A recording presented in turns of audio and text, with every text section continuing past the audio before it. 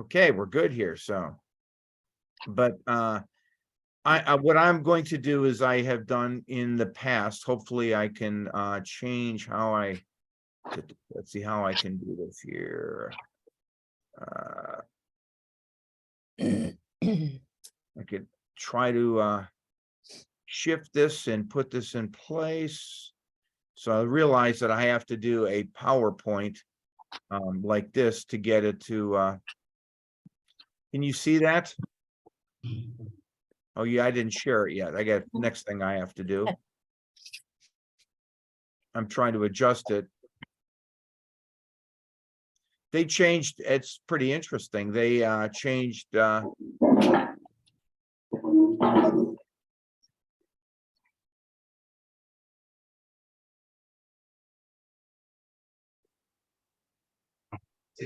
okay, now we're good. Can you see this now? Yes. Okay, very Come good. is coming. Hi, Joseph. How are you? Hi, how you doing? Yeah, everybody's kind of coming in late today. This is strange. But what I want to do today, just kind of pick up on a few things and work into what the role of knowledge management is evolving into and how it's shifted over time and how it's moving into the realm of artificial intelligence. So, so this will be interesting. So, you know, Joseph, Grace has a kind of intelligence background. You have an intelligence background. I have worked extensively with the intelligence community. So it'll be interesting to hear some of your comments and as we go through this to see what you have to say about this. But what I like to do is, first of all, you know, comment on these assignments. There are assignments that the purpose of assignments, as I try to put in one of the emails, is not busy work. The idea is to get you to apply some of the things that you're exposed to in all these class lectures and the materials that you have before you. The idea is that you identify what works for you and what you can use in your interest. But for me, the important part is to give you feedback in terms of what I think you're doing well and how you move into a different realm of this academic research and academic credentialing. Throughout the world, people that have PhDs, there's a commonality and there's a reason for that. The commonality is that all our works have to have some sort of a hypothesis or an idea that adds to the body of knowledge. There's a common methodology that we're trying to bestow upon you that you apply to your particular research. There was a literature review showing that you're just not making this stuff up, that it's taking it to the next level. And lastly, that out of this, there is some sort of model or frame or theory that you're able to develop and generalize so others can use it and apply it to their work. And so so the feedback that I'm trying to provide to you kind of moves you in that direction. And with respect to this first social networks assignment, the main thing about that is to provide a context of your social network. You every time we write from here on in, you're writing a historical document. Believe it or not, you have to specify the date, the time, and as much detail so somebody can understand where you're coming from. I like to call that the situation or the context.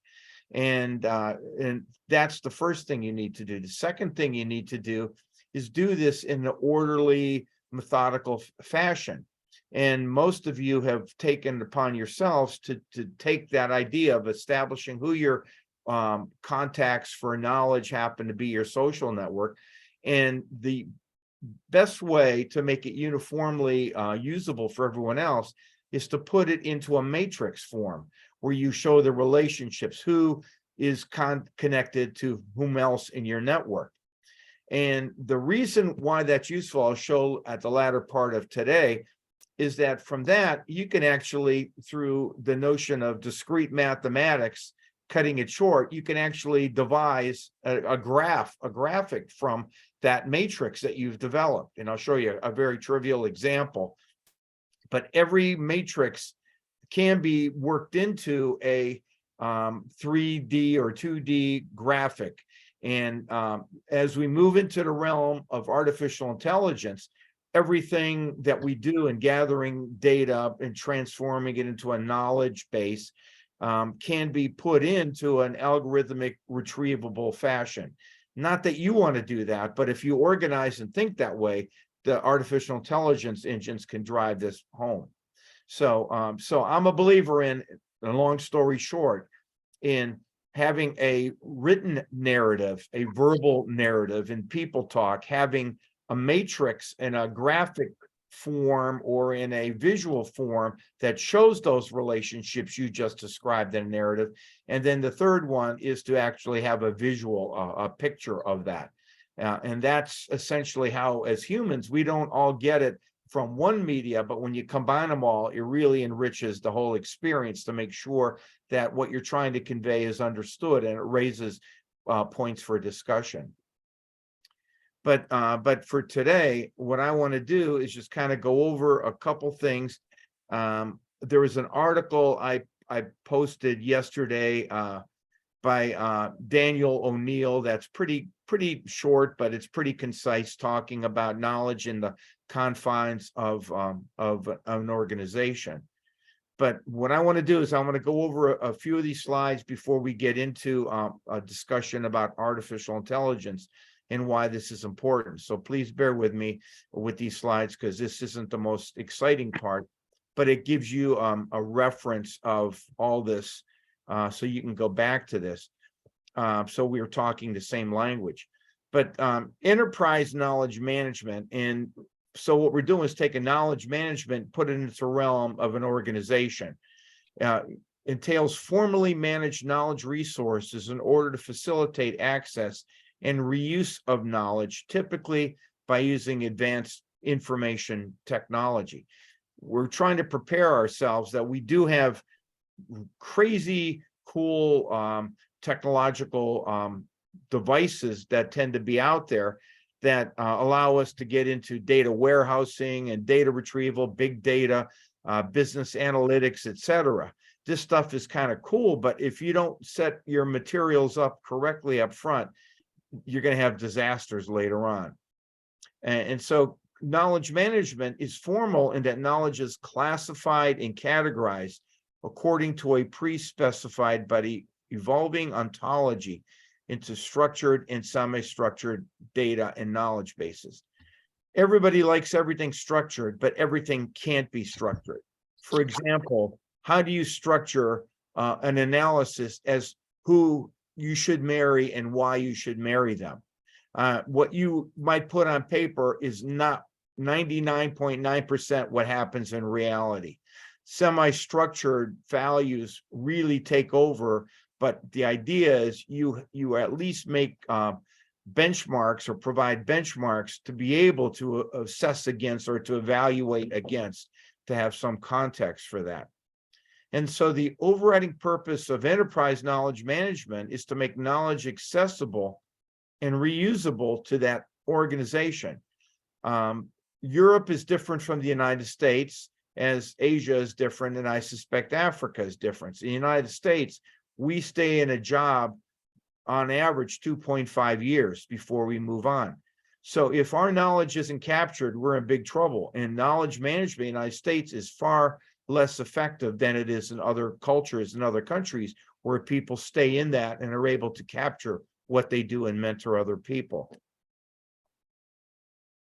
Knowledge resources, and again, trying to work into this whole idea of technology, vary for particular industries and applications, but generally include manuals, letters, summaries of responses to clients, news, customer information. Competitor intelligence has increasingly become super important, and knowledge derived from the work processes.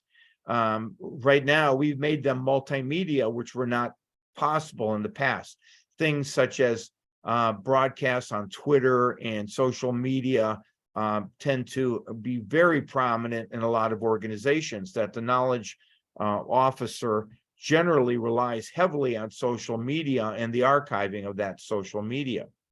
A wide range of technologies are being used to implement knowledge management systems, integrating email databases and data warehousing. Email was not originally intended to be of a resource that's part of a data warehouse. It was originally designed to expedite communication in a way that was informal. But way back in the 1980s, a court case came out. They wanted to get rid of an individual, and they could not get rid of that individual. And was the first precedented court sanctioned use of email to eventually eliminate a person on the argument that the email was derogatory, was sloppy, was not reflective of the corporate image. And when that court case came down, email no longer became our property. It became the property of the enterprise. And that changed everything. When that changed, the effectiveness, it may be argued, of email deteriorated as it became a legally binding document that reflected the business of that organization. That was then replaced by instant messenger and texting.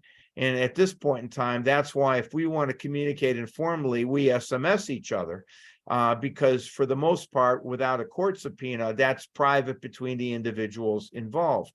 So it goes on and on and on. But recently now, especially after court cases that have happened throughout the world, SMSing is also becoming a more structured item. So that's why a lot of us have turned to sidebar tools like Viper and WhatsApp. It's more difficult because they're global to get legal sanctions to capture that data, even though law enforcement may get in and use that overall. So the idea is that we have, intranet communication, expert knowledge bases, and now intelligent agents that are evolving based upon the decisions and conversations we have. There are deductive processes that are extracted with these AI, artificial intelligence units, that actually pull this out. So knowledge bases and artificial intelligence are generated for consumption by so-called expert and knowledge-based systems, where computers use rule inference to answer user questions. Just by monitoring our normal conversations and interactions, algorithms are derived from that. And so to me, that's incredible, but it's also frightening, because if we have irrational and illogical interactions that go on, it's unbelievably frightening to see how that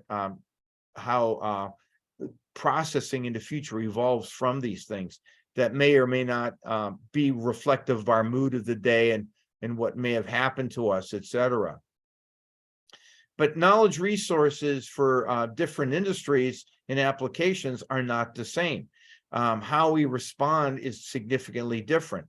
As it goes, there are two what they call fault-tolerant industries out there right now. One is the nuclear industry, because if somebody makes a mistake, a lot of people get hurt, and irreparably for a long period of time. The other fault-tolerant, intolerant industry is medicine and health records. They try to have the best they can, and so those applications in knowledge management tend to be more precise and exacting in detail than a lot others. So keeping that in mind, we have to be very, very careful of the industries, because they do vary in how we deal with things. But this is, I guess, the key slide. Historically, knowledge management had been aimed at a single group managers. Now, because of the introduction of technology, knowledge management systems are designed for entire organizations. And that's the big change. And that's why automation has become more and more important. So historically, organizational knowledge has been stored in paper in our minds. And I was going through telling Deb that my organization has just gone through a radical change and got rid of all the senior management. The president replaced the provost and all the deans, and they're eliminating the next tier down of all the senior members of the institution to totally start anew. High risk, in my opinion, because they don't want people challenging based upon past practice, past precedent, including success factors in that. So historically, paper has had accessibility issues, and so things that were placed in databases and systems now provide a way to facilitate this. But the problem, as all of us know, all of us have smartphones, and all of us have cameras in our smartphones. When we had film phones, or film cameras, I should say, we're able to take photographs. We're very judicious in what photograph we've taken. Now we take many, many photographs. They stay on our phone. They go up in the cloud. And the question becomes, when we pass on, where do these things go? And where do these photographs go that reflect our lives? How do we document that? In the past, we had photo albums that were there to pass on from generation to generations. Well, now we have data that's stored under our lock and key, our passwords and access that are so complex and so overwhelming in depth and detail and volume that we have a difficult time, or organizations having to have somebody trying to go through and access what we have known and what we have captured in there. Very interesting problem that we're going through. A lot of us claim that, myself included, that we are going to be a lost generation because everything that we had written on paper, put into journals, put into photo albums, for instance, don't happen anymore. And our predecessors had access to their predecessors. Now our successors will not have access to anything because everything is locked up. And the question of ownership, where the cloud is, who has access to the cloud, and how are these things organized, and what's the context, that's lost forever. So bottom line is that reuse of knowledge is not going to be as it has been in the past. Everything that we as individuals, we take with us, and no longer will people be able to access that tacit knowledge and processes that we have right now. So now that we have data and knowledge warehouses, theoretically, it should be more accessible, updatable, and archivable. But the question is, can we get into the habit of taking what we have and putting it into a common warehouse so it's accessible and navigable by others in the organizations? Everybody understand the importance of this. This is a huge change that we've had, and this has only happened over the last 10 years. Never has this happened. And I suspect some countries might be further behind, and I would argue that they're better off by not having things automated and isolated individually. And there's better and longer time periods now to establish knowledge management systems that will capture what we already know.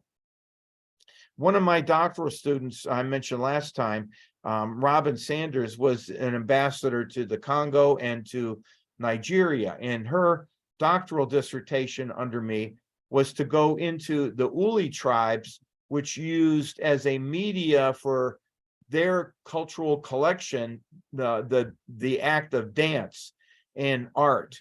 And she documented via video and transcription and photographs some of their art. The problem that those tribes is the children, as they get old enough, they leave the tribes, and with that, so goes the culture.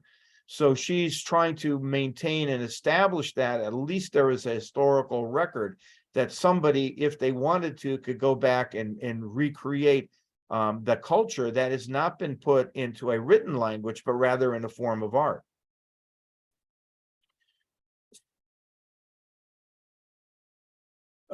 Data warehouses, for those of you who are not aware of it, are a central storage area for an organization's transaction data.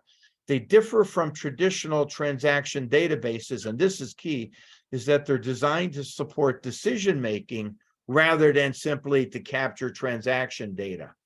So the idea is you have to not only have the data out there and accessible, there has to be tools to be able to make it easily accessible and navigable to where you're going.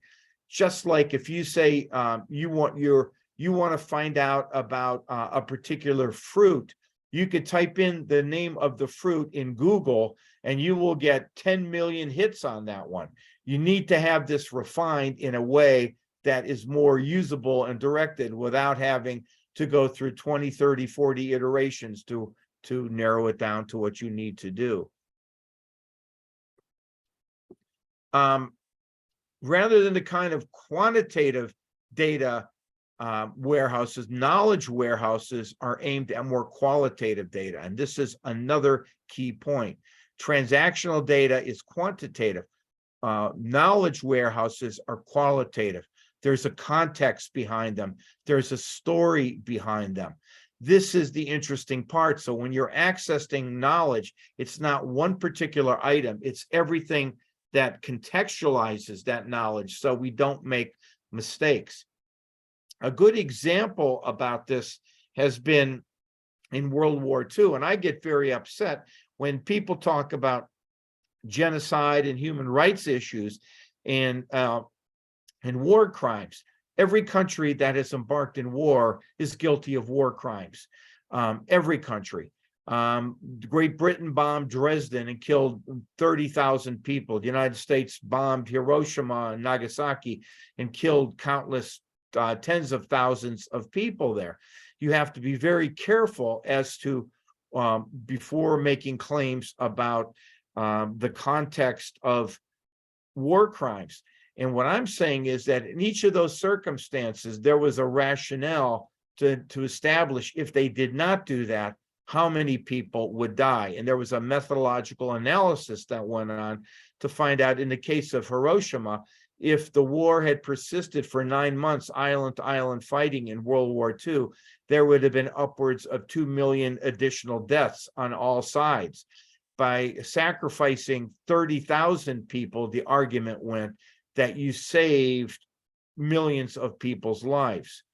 Again, that's the argument behind us, but it's important to know the context, whether you agree or disagree, to carry on the debate so in the future you don't make similar mistakes, good decisions or bad decisions.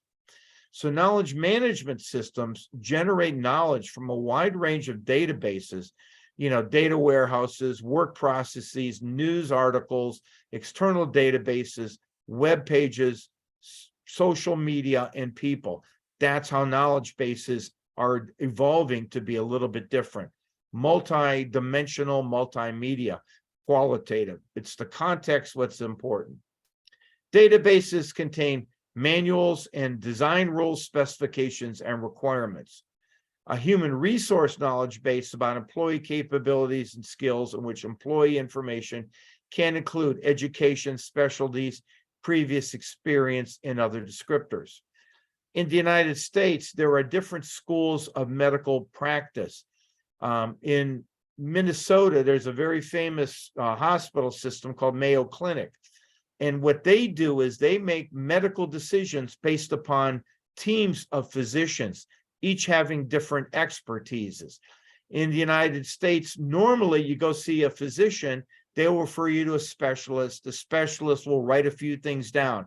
With the Mayo Clinic, they have team meetings where all these second and third order consequences of different types of diagnoses and treatments are discussed to give a holistic view. Knowledge management systems are evolving to do something very similar, to give a multiple dimensional approach to this. And that's why, to me, it's very exciting as to where this is migrating. Knowledge bases capture information generated for work process are likely to include papers, proposals, and other similar documents. But knowledge bases should be and can be designed to provide continuity in history and activities like customer support. One of my students is working on a customer support process by taking the employees that are working with customer support and finding out that if you have different types of music in the background at different frequencies, that provides them the ability to have greater patience and clarity in understanding the customer's needs by changing not just the music, but the frequencies of which the music is presented, which is a fascinating approach to it. It also leads to other problems, because if you can do this with employees, are you really doing mind changing propagation, where you can literally do mind control of people to get them to do things they may or may not willingly want to do? So that's just an interesting idea and approach. Lessons learned databases are the most widely used by government agencies to support operations or generate information about the business process in general. The most widely known in the United States is the National Security Agency Lessons Learned Knowledge Base. Contains 3 types of lessons, and this is the important part. Something that that's informational, that you can learn, that just gives you a different dimension for better decision making. A second dimension is successes. What worked in the past and why did they work in the past? And the last one is the problem one. How did they fail, or what problems came up by utilizing these databases? That's a critical approach, to have 3 dimensions to lessons learned, informational, that gives you different perspective, success factors, and then problematic factors. What we typically do when we're trying to make decisions, whether we do it consciously or not, use best practices knowledge databases. And by capturing knowledge of different items, different situations that work best in a unique situation. So we always want to find best practices to combine other decisions different from this one, but seem like a good process, and establish and utilize this as a basis for the next decision. Here's another interesting different application of knowledge management is knowledge discovery. It's a new and rapidly evolving discipline that uses tools from artificial intelligence, mathematics, and statistics to tease knowledge out of data warehouses. It's using patterns. The Chinese have developed this to an art, because their warehouses are so expansive about every dimension of individual lives, both nationally and internationally. Everything from facial expressions to what people wear, their reactions, to decisions made, to product innovation.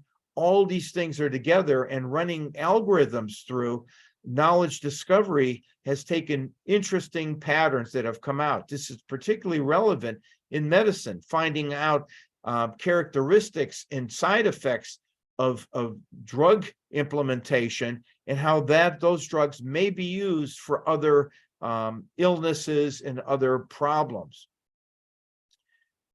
Gregory Piatsky Shapiro and William Frawley define knowledge discovery as non-trivial extraction of implicit, previously unknown, and potentially useful information from data. The data that was captured and designed for one problem set can be used and adequately applied elsewhere. Knowledge discovery is a method that includes different tools and approaches, both text, numeric, digital, visual, audio, and video data. A good example of that has been how as aircraft, particularly military aircraft, have become unbelievably sophisticated and fast. It's beyond human reaction time to pilot these aircraft.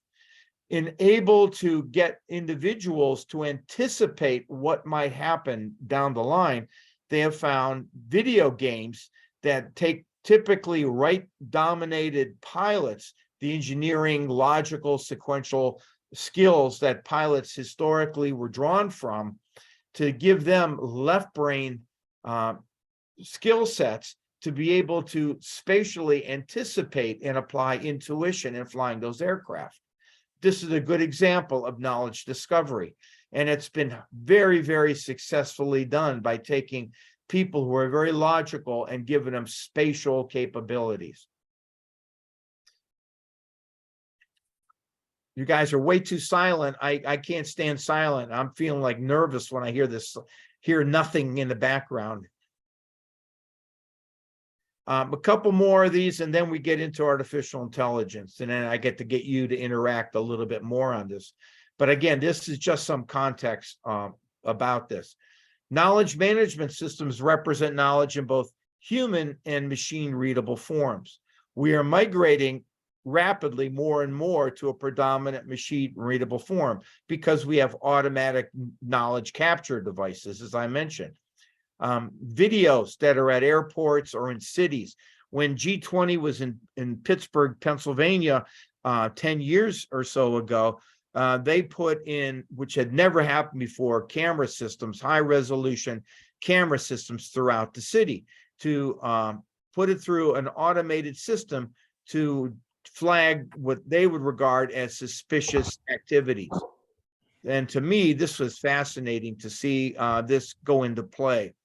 So that's how this machine readable went in to be able to flag and for police and other individuals to see if it really was unusual or not. Human readable knowledge is typically accessed using browsers or intelligent search agents. That's what we do when we do our individual research. That's what you will do when you start working on your first project to develop your first research paper that hopefully will be presented at a professional association. Machine readable knowledge is designed as an expert systems knowledge base to support decision making. Somehow with those camera systems, somebody had to define what was unusual behavior. Somebody wearing a long coat, somebody looking around, somebody wearing a backpack and erratic behavior. These things had to be put into rules that the camera systems would be particularly attentive to and putting into a separate database.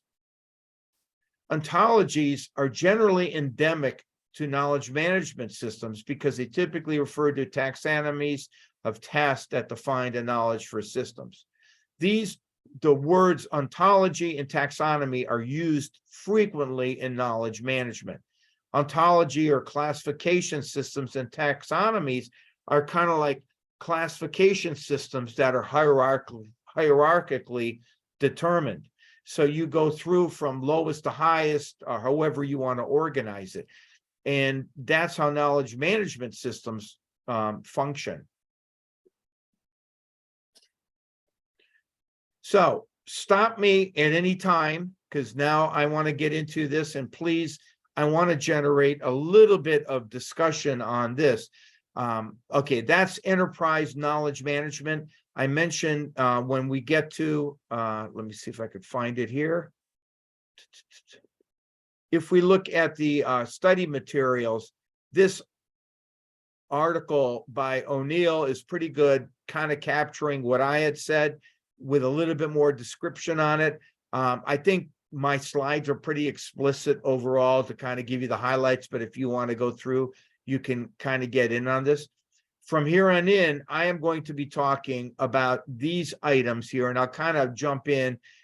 Maybe if I can get you to show one quick video about the evolution of artificial intelligence here. But what's fascinating to me, as you go through these on your own after I'm with this, there's a series of slides to raise questions. Jay Leibowitz very kindly, graciously allowed us to use his slides and his materials. But the one that's really interesting to me is intuition and analytics. Intuition, as humans, we have this. We have gut reactions. We see something there, and more they're finding out that used in conjunction with analytics, it is so much more powerful in making decisions that are the right decisions, because deep down we bring into our own value structures, our moral decisions, what's right and wrong, and these things really make a difference to use knowledge in a very effective way.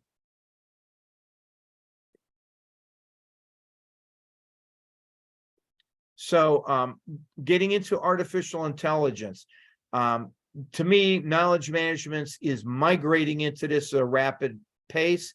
the tools of artificial intelligence come from knowledge management driven engines. I mentioned last time that, and I'll go through an example again today here, is that IBM's Watson had taken the algorithms that were developed from their business intelligence systems from a commercial side. They modified them a bit to tap into the databases that were stored through a month's programming language infrastructure by taking in literally over a 2-week period of time every medical article that was ever documented and written and listed in any database.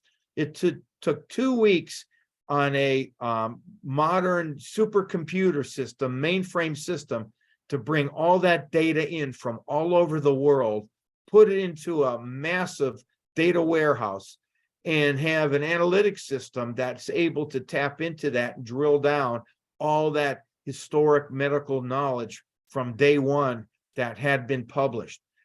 First of all, that's an awesome task. That anything that was put into a media that was readable, Watson was porting that into via their mainframe and coupling it with this analytic system. So that's what they mean, is take previous intelligent behavior that was documented in medical journal articles. Here's the symptoms, here's what happened, here's the study, the methodology that validated how they did what they did. And now they put it into a computationally algorithmic driven system that is able to extract that in short term, within a few seconds, all that knowledge, making it available. So that's a definition as defined by Sheila McGrath. When we say artificial intelligence, this is what we see. We see, automated buttons that are sensors. We see robots on Mars, which are pretty remarkable because they're driven by algorithmic logic that's being implied. We have crazy robots. Now we have animal robots that the military are using. We have science fiction movies. There's a very popular television on Discovery Channel in the United States where they have robots fighting each other under direction of humans, and these robots are trying to see which one is the strongest, most cleverly reactive to do things. But in reality, that's only one small slice of artificial intelligence. And the question is, are they really intelligent, or they just have a series of rules that have been superimposed, which is really what is happening, and with human interaction over that. There's a huge evolution of use of drone aircraft in the United States right now. And the drones have huge component of, quote, artificial intelligence. However, at this point in time, for fears of safety, they're all controlled by humans that somehow affect that artificial intelligence engines that are in them. All of our homes have the capability to put smart devices in. We have, for old school thermostats, as reflected here, they were called cyber systems, very radical at the time. Cyber systems cybernetics is a huge component of artificial intelligence. Cybernetics means self-regulating. The rules went in, and a thermostat was an analog cybernetic system. You set up a temperature, and there was a sensor that's saying, if we have our temperature set at 8 degrees centigrade, is it 8 degrees? There's a thermometer. Is the thermometer meeting what the sensors are pulling in? Is it in fact regulating fuel to the furnace to generate heat? And so that's an analog system. Now they're digital, but essentially self-regulating. You set an objective, and it's measuring the output that the furnace is doing. When the output meets the objective, the fuel to the furnace is shut off. Old school icebox, that was the predecessor to a modern refrigerator that now, again, have a thermostat in there that are self-regulating. Old school ice boxes had ice in there, and you just kept ice there. Ice is 32 degrees. The lower portion is going to be cooler than the upper portion, but you had to provide that regulation. Now, smart thermostats can be regulated by your computer. You set in your computer what metrics you want to formulate sensors throughout the house with the Nest thermostat, and inside our machines, our refrigerators, we now have cameras, and the cameras can determine where the spot you normally put your milk. If there's no milk there, it could again tell you what's happening. But the question, is this intelligent, or is this a cybernetic system that's self-regulating based upon the control you put in there? You put in what items are in your refrigerator, you put in what's in your thermostat in terms of what's comfortable for you. So is the thermostat determining what's comfortable? No, it's a human that's putting that forward. In the last 5 years, the number of technologies and devices embodying some sort of machine intelligence have exploded. You cannot get a brand new automobile anymore that does not have a big screen that's in that vehicle that actually has every system that's functioning. But again, there is a lot of monitoring, particularly with safety sensors, that's going on there. And right now, the growth and evolution and deployment is surpassing the expectation of those developing the technologies in research. It's happening so fast that the question is, particularly in electric vehicles, is a vehicle that's made now, will it be obsolete in 2 years? And that's the real concern. How can you charge a significant amount of money for something that potentially could be obsolete in 2 years? Which renders the question, should we change our system? Should we be owners, or should we really all be leasers of technology because it is changing so rapidly? And anything we might own will be not applicable. The hot area that we all have used extensively are what are under the realm of what we call computational linguistics, making machines more human interfaceable. Siri, Cortana, Google now, all these, Alexa, all these things have evolved over the years to provide an interface to go through. It provides language translation. When I go and get emails from Slovenia, for instance, a lot of the emails are sent to me in Slovenian. I know a few words in Slovenian, a few things. If it wasn't for Google Translator, we would be in serious trouble to be able to do that. I could get the words and get the gist out of it, but again, whether it's soft or harsh and how I interpret it, the better these language translators become, the more normal the translation is for all of us. Sentiment analysis in social media. The intelligence community uses this all the time. They go through social media via automatic processors, particularly NSA. And they're not listening in the way we would say that there's somebody with earphones listening to our private conversations. They're looking at changes in tenor. If there are a number of groups are increasing in size very rapidly, and there are certain themes that are reiterated amongst all these users, that's usually a flag. And of course, there are bad words that will immediately cause a sensor to pop in and are to notify that this possibly is something bad that needs to have human intervention on that.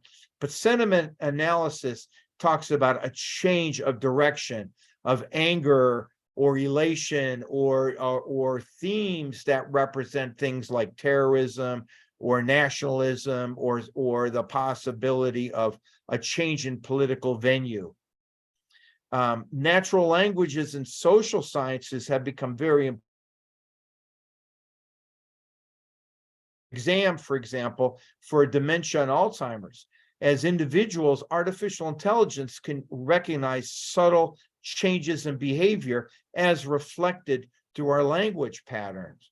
This is fascinating because they're finding out this more than anything else is a better predictor of whether or not we are in the early stages of Alzheimer's or, senility. How we look at things, how we pause, if we say certain things over and over and over again, all these through computational linguistics, it's already out there. Again, this is all part of knowledge management to be able to have an interface so we can go through and deal with this. Deception detection. I will put up shortly, there's a great video that's out there of how to detect a liar just by looking at eye movement and how people react and whether you look ahead or you look down. And politicians, this is absolutely fascinating. And if you go through this short video and then you look at politicians or your children for that matter, very easily you could determine if they're deceiving you or trying to deceive you. And in a lot of the intelligence agencies, the people who are put out there as operative are given specific training to avoid some of this deception detection failures on your part if you do this behavior to change it. Identity detection. Right now, this is huge because of these memes that are coming out with these fake artificial intelligence induced face implantation on videos, people saying things, not the individual saying it, this fake stuff that's coming out there. This is huge. And so a lot of research is going down this pathway now. Knowledge representation. How can we take a series of events and how can we put it into an automated system to retrieve it later? We have automated planning and optimization. We have automated synthesis of controllers, different things going on. How do we summarize it and put it out there? We have the semantic web and linked open data. We have biomedical considerations. We don't understand some of the words we see when we read things. So there has to be a meaning-based or semantic-based web that somehow automatically will give us the option to understand, getting in deeper, providing detail to us. So there's a lot of things out there with knowledge representation that never happened before. This is all new and developing. But the bottom line behind this slide is that we have to find better ways to represent knowledge in different ways. In the United States, there is electronic medical records that are out there, EMRs that are out there for every hospital, every physician's office has an electronic medical record. The popular one in the United States is called EPIC, E-P-I-C. It was developed in the 1990s with the intent that you go to a medical practitioner, to a pharmacist, that same, you put in your code to get in, all your medical records are available. So if you're going to a pharmacist, you'll find out if there's a potential side effect given your medical conditions where you shouldn't take that. You go, if you travel, if I'm from Pittsburgh and I'm in Washington, D.C., if I go to a hospital there, they could pull up my medical records. That never happened. In the United States, it just did not happen. Every local had their own version using the EPIC medical record. In the EPIC medical system, there is a summary that is on the first part. When you open up my record, there's a summary of all my medical illnesses that I am willing to share. That is an extraction of things that are listed in detail in the latter part of the medical record. The problem is physicians don't have time to read 1,500 pages of records that are there. They go to that summary up front. And 90% of the time, that summary is inaccurate. I repeat, it's inaccurate. So they are seeing what's in the summary and making medical conclusions from that summary. For instance, if you had cancer and you are in remission and you are cured of that cancer, which is happening more and more frequently, particularly with leukemia, that summary would indicate that you have non-Hodgkin's leukemia. Right then and there, they treat you differently, even if you're cured, because they will not read that other data. So we have to be very careful how that knowledge is represented, how accurately it reflects things. Because if that is not the case, we all could get into trouble. Identity-wise, for individuals going through government checkpoints, if my name is Fred Jones, there might be a bad Fred Jones, and Fred Jones will appear. I would be held, pulled aside until they've dealt into it very deeply, that I am a different Fred Jones than the bad guy that was flagged. We're going through customs in Canada, for instance. So this is a very important point that we're still working and evolving ways to filter this out for two things: to network this universally around the world, and number two, to have it accurate, to reflect an accurate status of your criminal record and of your health record in the case of medicine. Robots are the way Amazon is able to deliver things in 2 or 3 days. A very automated system. Amazon is successful because of its implementation of all this technology. They have a huge knowledge management system, artificial intelligence system, and engineering system dealing with all this technology. It's about organizing, classifying, and being able to establish what the customer wants. Amazon's pretty unique in a sense that sometimes they make mistakes, or you make mistakes as a consumer. It is cheaper for Amazon to say, keep the product you have, we'll send you the correct one, whether it's your mistake or our mistake, because the way the system works, it will cost them more to process something that was returned than for you just to keep it. Interesting model, because the magnitude of their efficiencies are so great right now. Robotics has become very sophisticated. I like to tell the story that there's this international machine tool show that's held every other year in Chicago and another year in Germany. And what they have is every new state-of-the-art machinery are displayed. And there's a robot by Fanuc, one of the premier industrial robotics companies that manufactures automobiles and a variety of things. They were doing a demonstration where this item would take a bar of steel and bend this. They would have a conveyor belt with balls coming down.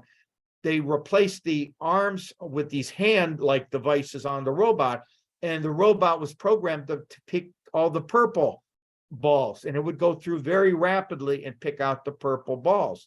And then it would take a piece of fabric, very, very, very fragile fabric, and fold the fabric. Same machine doing all these tasks. So I was standing there watching this awed, and the person that was demonstrating this asked for a volunteer. I just stood there and everybody stepped back, which made it look like I stepped forward. And the robot comes to me and it puts these hands around me. And in its sense, I got tight because I'm thinking I'm going to get crushed by this thing. It sensed me, literally picked me up. But I was so fearful because in this huge conference convention hall, there are thousands of machines. And I was fearful there was a power surge that might happen. And I could see this robot just crushing me overall. But the idea of robots are so sophisticated now with their sensors. And as I'm trying to impart by doing these exercises that capturing data and putting it into a matrix, robots are programmed in 3-dimensional matrices. There's an X, Y, and Z coordinate. So if you go out 2 points, you go up 2 points, and you go outwards 2 points, that's where the robot arm should be. And the algorithm essentially gives coordinate points where the robot should be, and that's how it functions.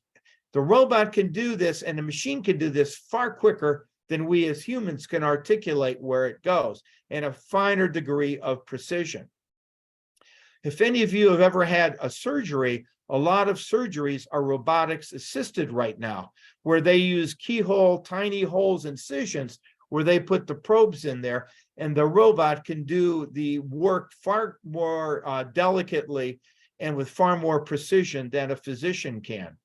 Again, you have to worry about things like power surges, but you also have to worry about how much beer the physician drank the night before as well. So it's a trade-off there. Robots are becoming more and more realistic. It's interesting. There's two ways of looking at this. All the research has shown initially that people did not want scary looking mechanistic robots. They wanted more humanistic or animal looking robots. Then they realized, is this really a good idea to do this? Because again, when you would good, healthy fear or caution is not going to happen. And then now they're worried about replacing people with robotic friends, so to speak.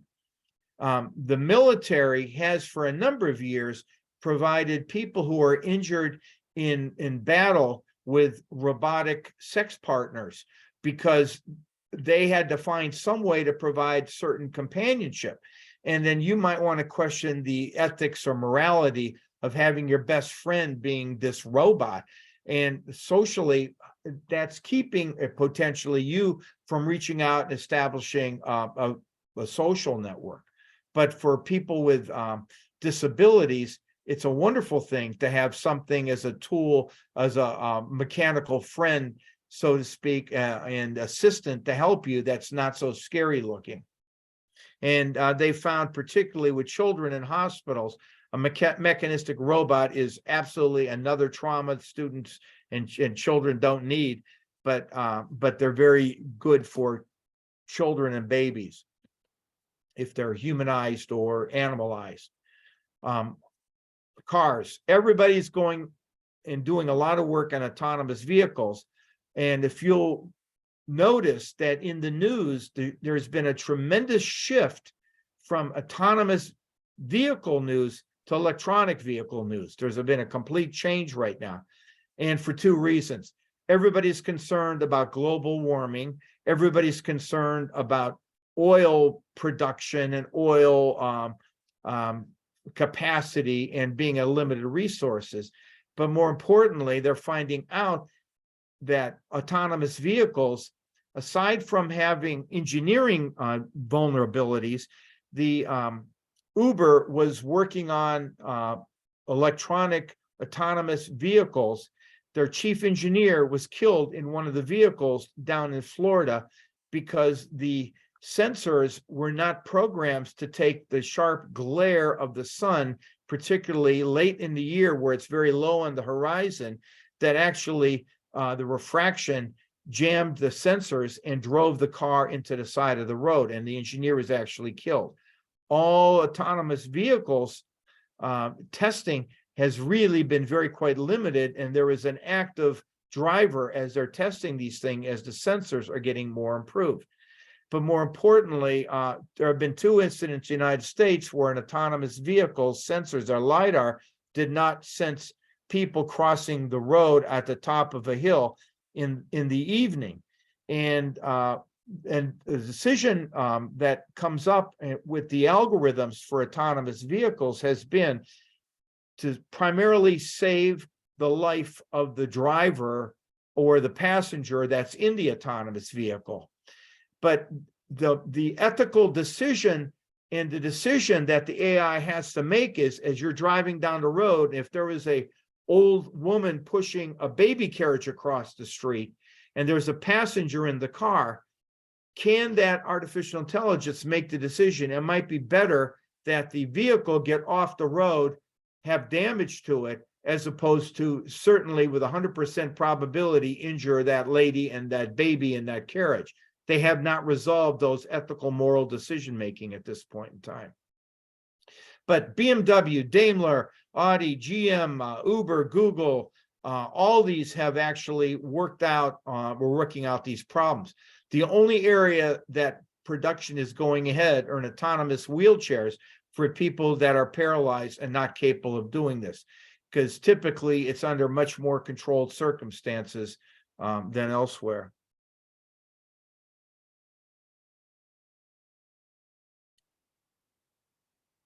Everybody hanging in there?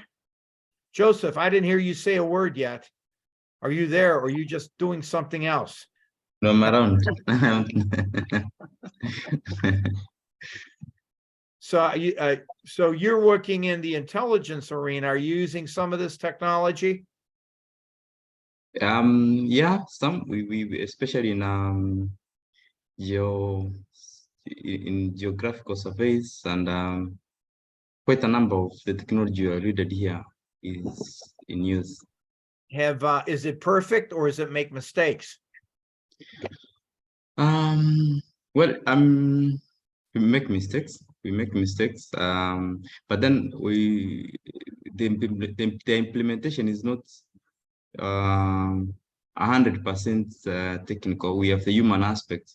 So those mistakes are augmented by humans. Absolutely. Yeah, that's what we want to stop. That's what I call the second and third order consequences of all this stuff.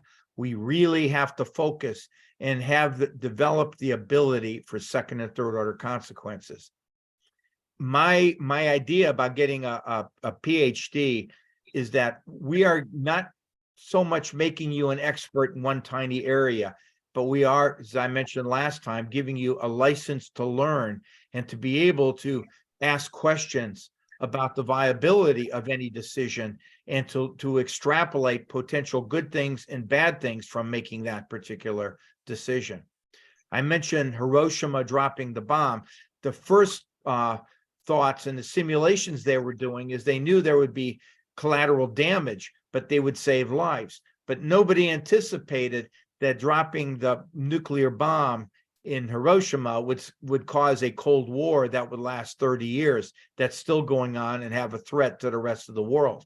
All these are the factors that why we are here trying to be able to analyze and anticipate these things. As I said, these are pretty interesting tools that we have, and there's a lot of good that comes from these things, but we do need wise human intervention to be able to override and to question some of these decisions. Yeah, Deb, please.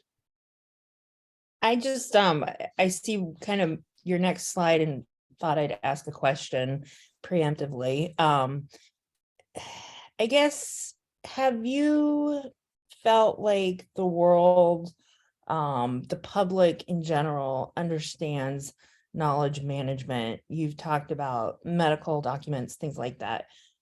Having teaching in intelligence, obviously we see issues where especially Americans with civil liberties get very upset when their data is being held or even could be looked at by a government, as we saw with the metadata being stored at the NSA and Snowden leaking that. Do you think that they, in general, the public really even understands where all of their data goes and how that's going to make a big effect in the long run? Emphatically, absolutely not. I could speak from the United States and somewhat from the perspective of Europe. In Europe, they have a better grasp of it, and knowledge management is far more advanced in the United States. No, they do not understand that, and that comes down to education. And I get so angry as I watched the alteration of education, moving from stepping back and looking at it from a grand systems perspective to a very micro bottom line perspective. No, there is very little knowledge management that goes on here because we, in the United States in particular, capitalism rules. It's about making money.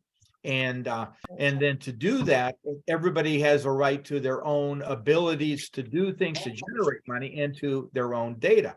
But what they do not see is that it's anonymous data. It's really not, I certainly to put my name out there and my phone number and my social security number out there is a little bit different than taking some of the things that I have said and some of the insights and some of the mistakes I made and putting it out there generically for others to use to not make those mistakes or to look at those success patterns overall. As I mentioned last time, the United States has done a very foolish thing. And if you do research on this, you'll see that ever since we've developed in our legal system non-disclosure agreements when you leave and non-compete clauses, we have declined in innovation and development of new ideas and been second to many other countries for that reason. And that came about since 1973 in the United States. Up until 1973, if you wanted to sue somebody, you had to demonstrate harm and damage overall. You had to put money down as a retainer to an attorney to do that, and the attorney represented you, and you received whatever the suit happened to be. After 1973, we got into contingency law, where law firms were mandated that they could represent you or I. We signed the contract, they can get upwards of 50% of any proceeds. So as a result, we had a series of nuisance lawsuits that clogged up our legal system since that day. And that has, to a lesser extent, filtered down through the rest of the world. And these things have forced organizations into risk mitigation strategies. And instead of risk aversion, the risk mitigation, and through these clauses, and this affects this, what I would call propaganda about what data we own and don't own. Europe has GDP, oh my God, their domestic ownership of individuals own their data. We don't have that in the United States. That doesn't mean that they can't collect anonymous data that's not attributed to you and scrub that. In the United States, everything that we do, including our name and our photos, everything can go into a database unless we exclude that. The European GDPR is moving into the United States from that standpoint, but there are exclusions to it as long as we're able to scrub out any identifiers of all that data. To me, I cannot see having any national security, I don't care what country, if they're not able to capture data on things. But to be able to do it where there is somebody punitively watching and hold that against us for political viewpoints, et cetera. And to me, that's where the development of all this stuff is going, to try to neutralize any of these effects. But to answer your question directly, it comes down to education as to costs and benefits of doing these things. I don't like paying taxes, but I do know that taxes take care of fire remediation, takes care of police protection. It makes the road safe for me. It provides for this. But some people don't understand that taxes are dedicated without corruption for public good all the way around. And I'm a believer that we have to see things as systems. And yes, corruption is prevalent in all countries and all cultures. Power is prevalent in all countries and all cultures.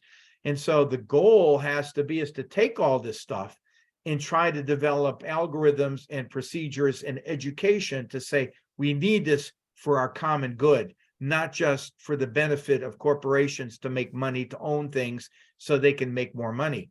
Right now, we have a very short lifespan of systems in the US and the world. 90 days is the average day of a system before an update, it is changed and modified. And given that, we try to develop this stuff in a way that's more useful, lower costs, and makes it more accessible for all of us all the way around. For example, on the slide that's up there, there's something on shopping. It would be unbelievable if we had effective virtual ways to see what clothing would look on our body type. You put something out there, something looks great as a photograph, but it looks entirely different on us and individuals. That's a wonderful thing. That in the long term will save a lot of money for everybody, a lot of hassle, a lot of embarrassment, and by dealing with that. Likewise, when we talk about surveillance and security, a lot of systems are in place now because of porch pirates. As packages are delivered, that is really hopefully helping to deter or to eliminate some of the people providing for theft. But again, you need to do that, and the question is how you make this data available.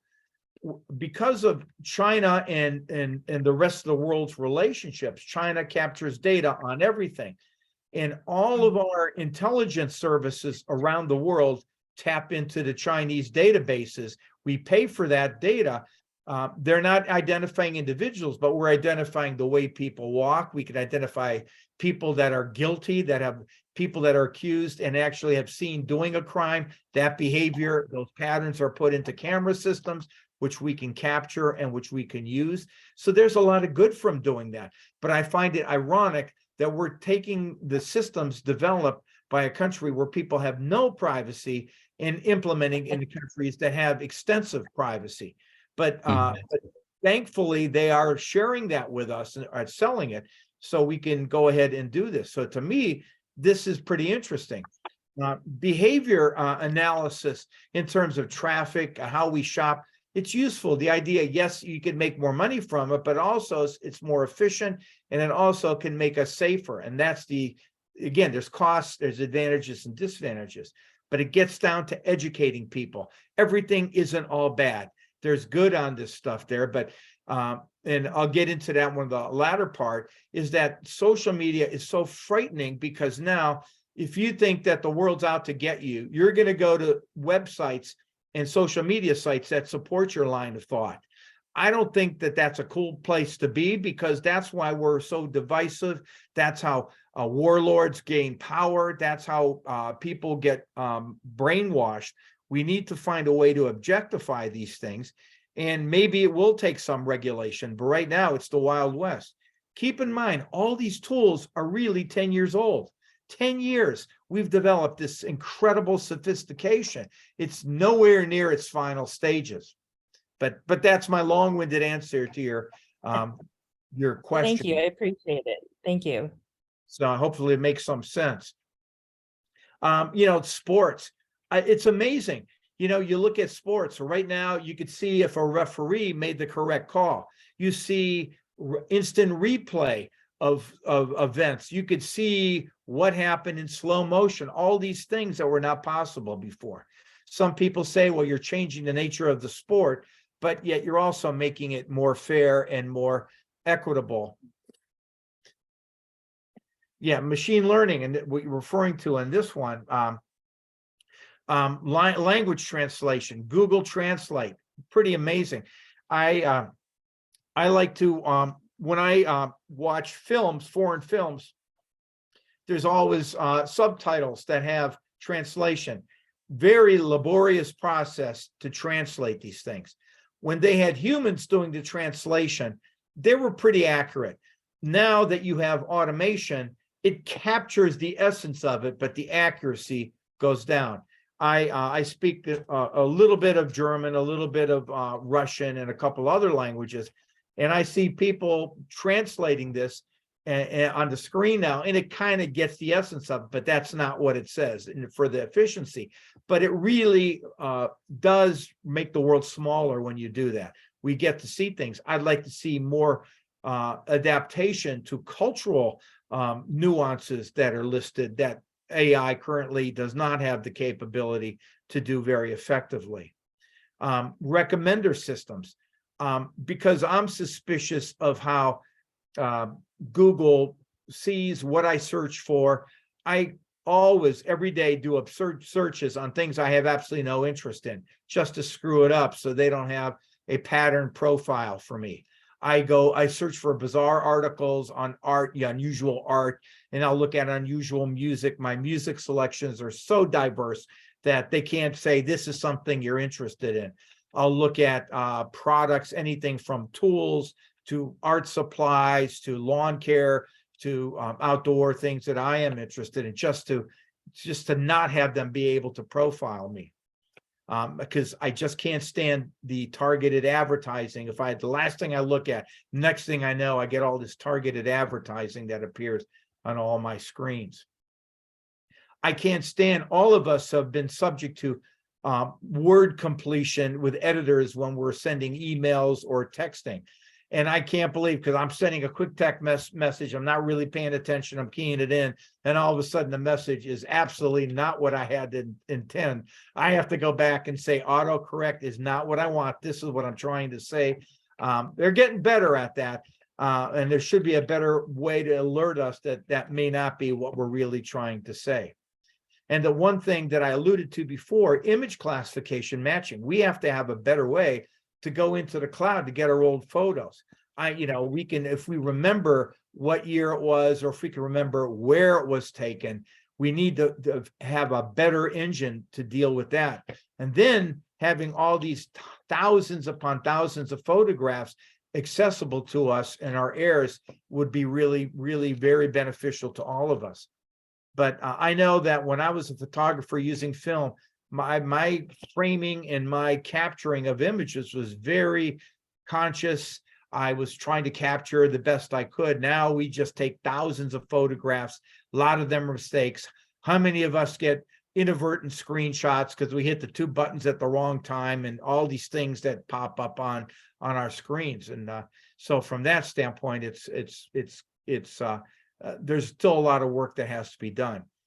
But machine learning, we have tools that are developing now that helps us to, as users, not being really geeky programmers, to develop better machine learning tools to help with our artificial intelligence. But I think all of these are pretty critical overall. I'm going to go just 1 more minute, then I'll take a short break for us, and then we'll pick up on this. But IBM in 2011 shook the world. That was 11 years ago. People didn't even know what this was. And then we had IBM's Watson was playing the world champ on this. One thing we don't realize and we don't recognize is that the world, artificial intelligence cannot and will not work unless we have an internet connection. It's a real-time feed that's going in to make it better than us. We can only react to what we already know and what we could think through.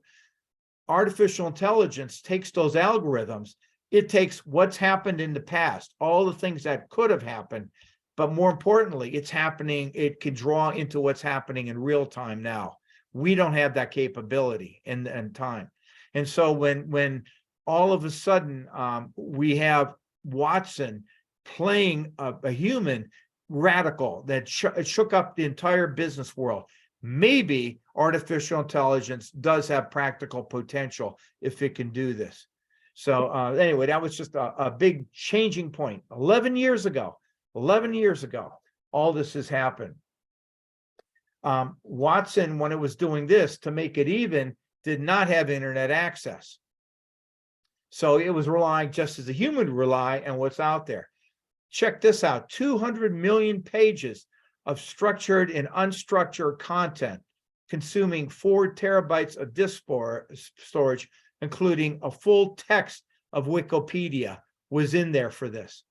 As humans, we have similar, but yet not the same ways of storing things. But can you imagine all of Wikipedia up to that point in time that was stored in there? It took $3 million worth of hardware at the time. And by the way, that $3 million worth of hardware is down to less than $100,000 now in 11 years for more power. At that point in time, it had the Power 7 mainframe with 16 terabytes of RAM. We're far beyond that at 1/10 the cost to deal with that. Watson can process 500 gigabytes at a time, the equivalent of 1 million books per second. And I'll elaborate on that very quickly. As humans, what we do is we take what we know and we build internally a semantic database where we associate it with things. Best approximation is like a neural network where we can draw these connections between things all the way around. Watson can't do that. They still haven't figured a way to do that effectively. We do this. The older we get, the more sophisticated our semantic database becomes. A lot of people call that wisdom. They say that people can memorize things a lot easier when you're younger. It's because you have a lot more free brain space to put the stuff in there. Now, as we put things in and we see things, instead of memorizing it, we're making connections to other things to keep it greater into long-term memory. That's how we function as individuals. And also as individuals, we work in abstractions. When we admit people into PhD programs, to tell you a secret, there's three criteria we look for. Criteria number one, people that are driven in some weird way, obsessed in some weird way, perfection, whatever, to get the answer. Second thing is everybody getting a PhD program is insecure. And this is the silver bullet in your imaginary minds that you think is going to solve all the problems. It makes it worse because now you're going to analyze everything and realize you know nothing. And the third one is you cannot get into this world if you do not have the ability to abstract and conceptualize. You have to see connections between things. I thought I could teach anyone anything over time to do that. And I found out a very heartbroken way, I can't.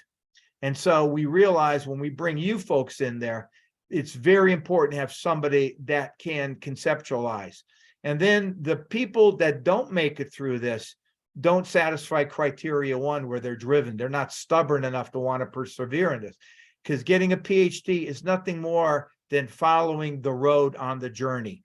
And at the end, the real reward is the connections you make along the way. It's not about getting that piece of paper that you got the PhD. It's the connections, the different dimensions that you're introduced to as you go through this entire process. Okay, let's take a break and take 10 minutes or so, and then we'll come back and then just finish up some more interesting parts of this. Okay? All right, thank you.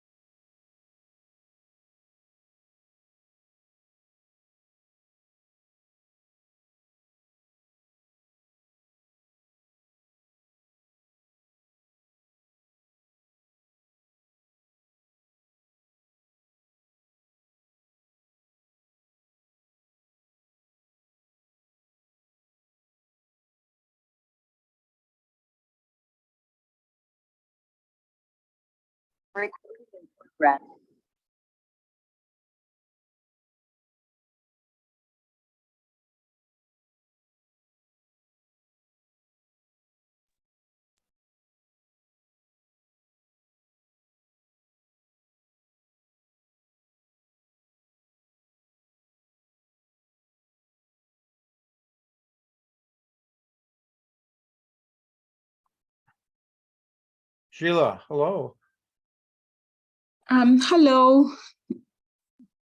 You missed the time. Is it a time Yeah. issue? You had some, you're too busy doing shopping. No, not shopping. I was stuck in traffic jam and I didn't have good access to Oh, internet, so I just got home. Yeah. No problem. I have recorded, so you can catch up on that part. Okay. Awesome. That should work for you. Yes.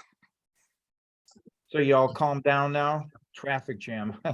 Yeah. Universal global problem everywhere. Mhm.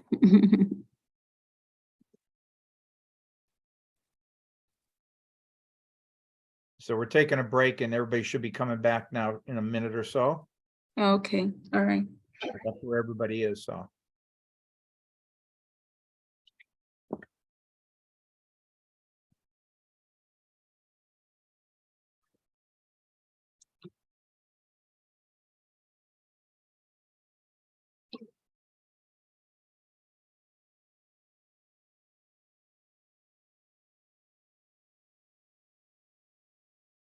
Just Deb, if you just anytime interrupt. More interesting for me to have questions.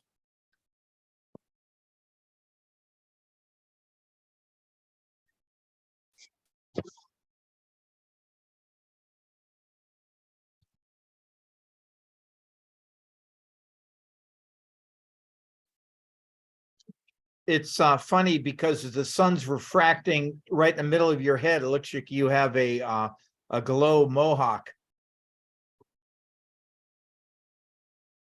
Now you're muted. I can't hear you. So it looks like maybe I have a halo or something, right? If that's how you want to. Sorry about that. I should probably drop No, that. I just think it's funny. I just all I'm saying. Sheila was in a traffic jam. I heard that, and I was thinking Yeah. back to my days of having to drive the Beltway every day and the hours spent behind the wheel. But you have Sheila, do you have road rage? People with road rage? Yes, we do, and especially around this time, Christmas time, when everybody's doing the shopping and some are rushing to go to the countryside. Yeah, we've got lots of people with road rage. Yeah, it's Yeah. What about you today? Did you have road rage? No, no, it did not. I had the children in the car, so I had to be on my best behavior.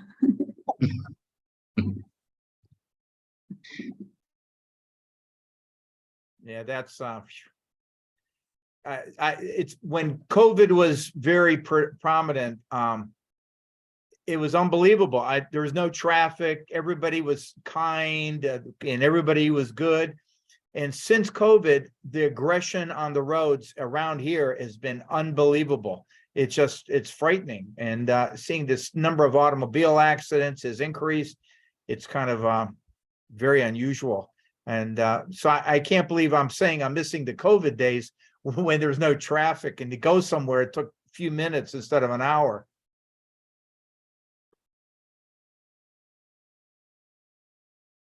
Okay, so let's just continue with this. And now that you have a little bit of a break here. And you know, what I was saying that we have, through Moore's law, the price of technology has dropped off significantly and the power has doubled up until recently. So the cost of doing this has dropped off, but the amount of, because there is so much technology out there, the amount of stuff that's being generated has increased like 1,000-fold. We have more information generated in the past 2 years than had ever been generated cumulatively up until the past 2 years. Now think about that. More information has been generated in the past 2 years than all the information up until the 2 years cumulative from day one has been put together. And how much of that is valid, reliable, useful stuff? Probably relatively little. And that's why it's more and more imperative that we have systems that come into play. But Deb asked a critical question before about how many people know about knowledge management. And if you don't know about it, you can't value it and you can't extrapolate it. I would argue before 2005, we had a significant knowledge management system going on virtually all over the world. When we moved to a technology-based system where credibility and so much stuff is generated, we just put our hands up in the air saying, I give up. What do we save? How do we save it? How do we classify it? How do we code that? That's the challenge. As I said, other groups in European Union have found good ways to deal with it. Other societies have not done so well with knowledge management. But if you go do a literature search like I did last time to show you the growth of knowledge management articles, it is increasing exponentially because the interest is there, the need is there. We just have to provide that in a structure that's reasonably not too painful. So, all these things that we have, and there's the big question, all these successes that have happened, does this mean we're close to human level intelligence? And the obvious answer is no. Machines can't do what we do. Like right now, all of you, without exception, are multi-processing. You have multiple decision trees. Every decision we make in our lives are binary. It's yes or no. We're going to do something. We have all these going on incredibly rapid time frame, but we have multiple thoughts going on in our head at the same time. Some of you are half listening to me. Some of you might be checking your email. Some of you might be worrying about what you have to do for dinner tonight, etc. We're doing this in parallel. Humans could take thoughts from one chain and attach it to another one's. Machines, as of yet, have not been able to replicate that. Herb Simon got a Nobel Prize for describing this whole process, what makes us uniquely human, and how machines, we want to get machines to do that, but machines aren't dynamic enough to be able to shift things, reach back, and to find out how it may be related or connected. Hopefully, at some point, we'll be able to do that. So this gets us into, which the most interesting part of today is defining and dealing with what intelligence is. We have the artificial part down. We can even have the knowledge management part down, definitionally taking all these things, organizing, classifying, coding them, etc. But Webster says the capacity to acquire and apply knowledge.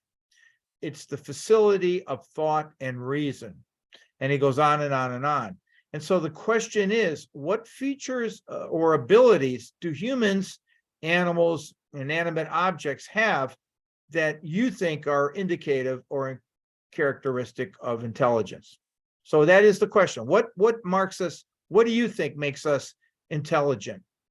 What particular characteristics?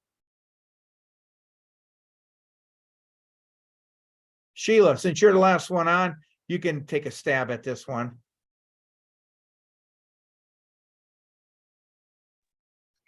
I think what characteristics that would make us intelligent is we have thought processes, or we can thought patterns, or we can think logically. And I was also going to say we have memory, we can remember, but also animals can remember. Well, that's their animals are intelligent too. We know some animals are more intelligent than others. I could Great. go ahead. I'm also thinking of intuition. I don't know what we normally call like sixth sense, something like that, where you just you can sense things, and also which other one? Empathy, having being empathic. Yeah. You hit it right on the head. What most people really attribute to being intelligent is the ability to be empathetic, to put yourself into somebody else's place and think as you anticipate they might think, to have feelings and emotions, pulling that together. Machines do not have that particular ability to provide empathy or to have emotions. They can be programmed to laugh, but they don't have an idea to see what irony is. You know, when we were in a traffic jam and then you give up finally and you go, well, this is another thing to show how my life is chaos. And you start laughing to yourself. A machine would not do that, cannot comprehend that, the absurdity of the situation. What you're laughing at is the absurdity of a situation. There's another situation you have no control over. Machines require control. So that's really what that's all about. And so when we deal with this notion of intelligence, we still haven't found a way to measure what intelligence is. We have something called the intelligence quotient, that the average is 100 universally on this. And they said if you're over 130, that you're in the borderline bright or genius class. And if you're less than 100, you're below average, and they go all the way down to say whether you're impaired or not. But they're finding out that people who have a low score in IQ might be what they referred to the term an idiot savant, be an absolute genius beyond all means mathematically. They just can't function in other dimensions. So the bottom line is we really don't know and have a solid uniform definition of what intelligence happens to be. However, when we look at the ability to deal with abstract concepts, something that is non-structured and put structure, which is what a PhD program is trying to put on you. It may not be perfect, but you're taking chaos and putting some structure to it so you can analyze that. Mathematics, being able to work through and apply mathematics. Language is an intelligent skill, to be able to piece together words and sentences. How many times when you speak or asked to speak, you have no idea what's going to come out of your mouth, but something comes out of your mouth. And most of the time, it's reasonably intelligent, rational argument that's in place. No idea what's going to happen. It just happens spontaneously.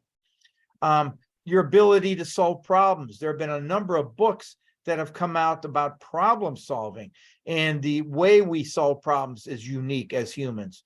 The ability to have memories and attach different memories. A song comes there. You have a particular visual memory of certain series of events which trigger other memories. Logical reasoning, which we talked about. Your ability to plan ahead while you're talking about the past.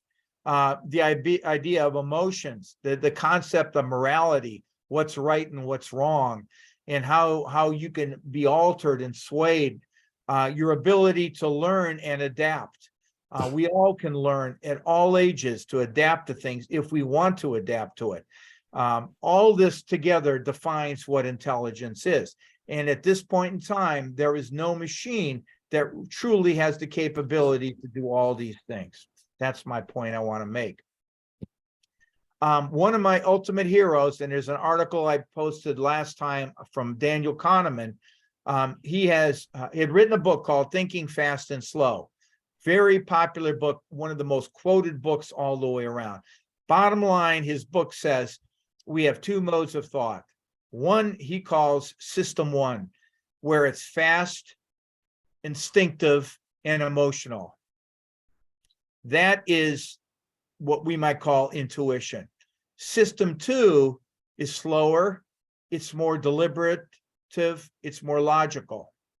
And again, it makes the case that sometimes we hear something, we immediately come to a conclusion, and we might make a quick decision using System 1.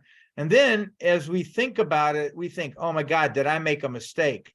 did I really consider these elements? Have I forgotten something? That's system 2 taking over on that one. Machines can't do that at this point in time. I strongly suggest you read an excerpt of this idea or check out, I guess, for more efficiency, go into YouTube. Daniel Kahneman has a very good video where he talks about system 1 and system 2. Very short video. You can hear it out of his own words, his rationale. Excellent, excellent approach to this. The classical test of human intelligence, which has been debated recently, is the Turing test. You should know this if you're going to get a PhD in this area. The Turing test is a human interrogator, communicates with a hidden subject that is either a computer system or a human. If the human interrogator cannot reliably decide whether or not the subject is a computer, the computer is said to have passed the Turing test. So again, when you are talking to an automated system and you don't know it's an automated system, it has passed the Turing test. But most of us can ask a question of a machine and get a bizarre answer, and we will immediately realize it's not a human that's on the other side. So the Turing test says when we are communicating through an interface and we don't know if it's human or not, that's when we know that it's an intelligent system. Weak type Turing tests that they try to trick, they're trying to make sure that we're not getting fooled by an automated system, are these CAPTCHA codes. And these codes were developed here in Pittsburgh at Carnegie Mellon by a graduate student. And the idea is have some bizarre font with a line through it, etc., that an automated reader would not have the capability of distinguishing. So when you have codes like this that still work, or more recently, we get a series of photographs to ask if you're human or not. Is there a traffic light in one of these photos? Again, machines don't have the capability to see different forms of traffic light in different contexts to pull this thing out. So again, intelligence or human traits are not adopted by all machines. They're trying to do that, and I'm sure the hackers in Bulgaria are spending a lot of time trying to figure out how to do this, but right now they haven't been able to do that. Turing provided some, does everybody understand this, what a Turing test is, and the idea and how we have weak type Turing tests, which right now they're very weak and machines can't defeat these things. Human intelligence, again, Turing provided some persuasive arguments that a system passing the Turing test is intelligent, but we can only really say it behaves like a human. Nothing guarantee that it thinks like a human. The Turing test does not provide much traction on the question of how to actually build an intelligent system. Right now, we have, as I mentioned, the basis for an IQ test, which draws upon logic, memory, reasoning. We have something called the IQ or the QI test, the emotional intelligence test. Does anybody know what that is? What does that do? All of you, I'm sure, have heard of that, the emotional intelligence. Grace?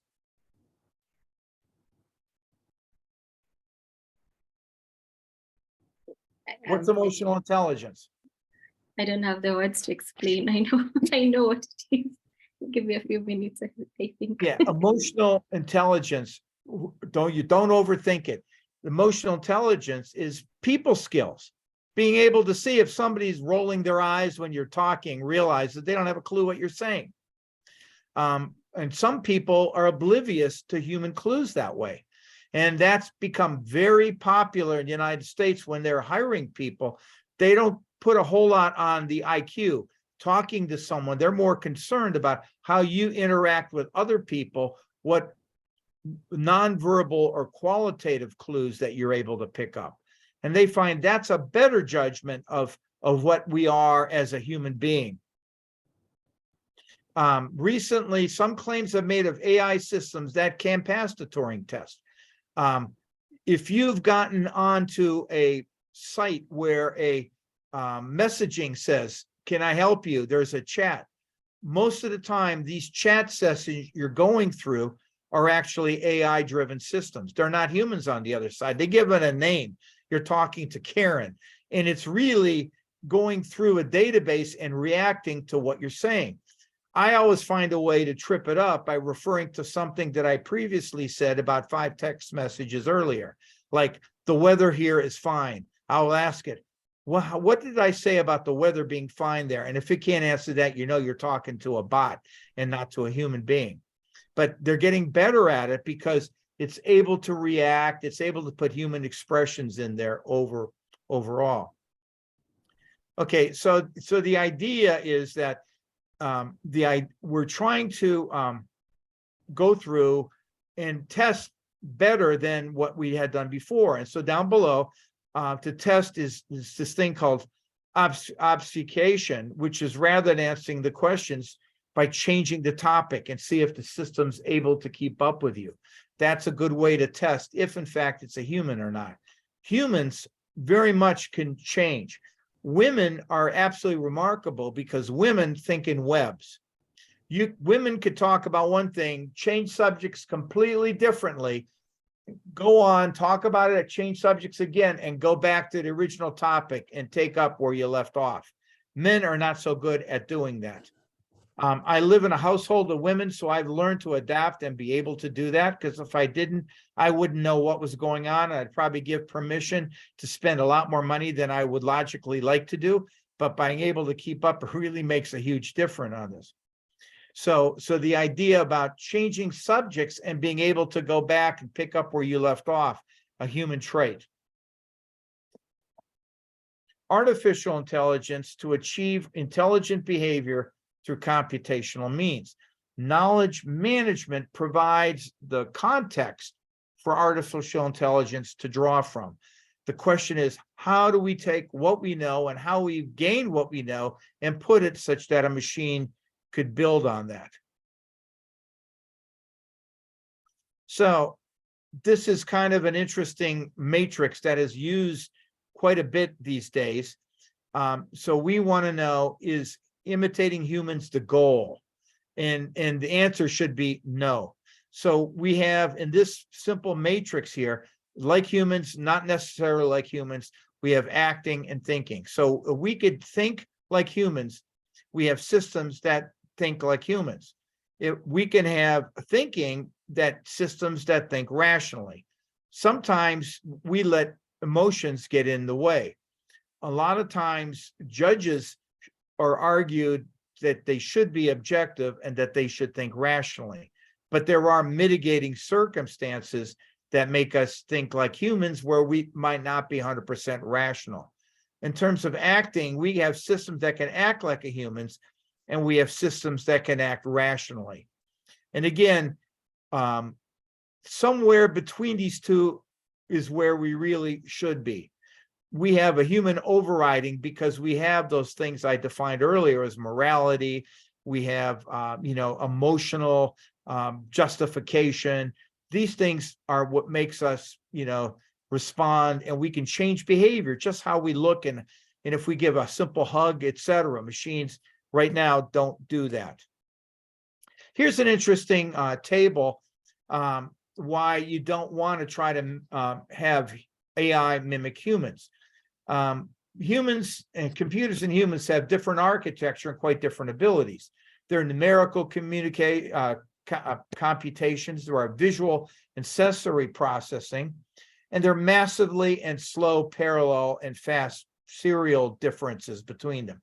So here's just a difference between humans and computers.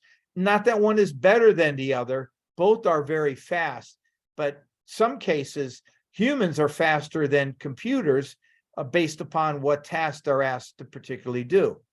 And what we don't think about is that we're interfacing with a computer in a very good interface.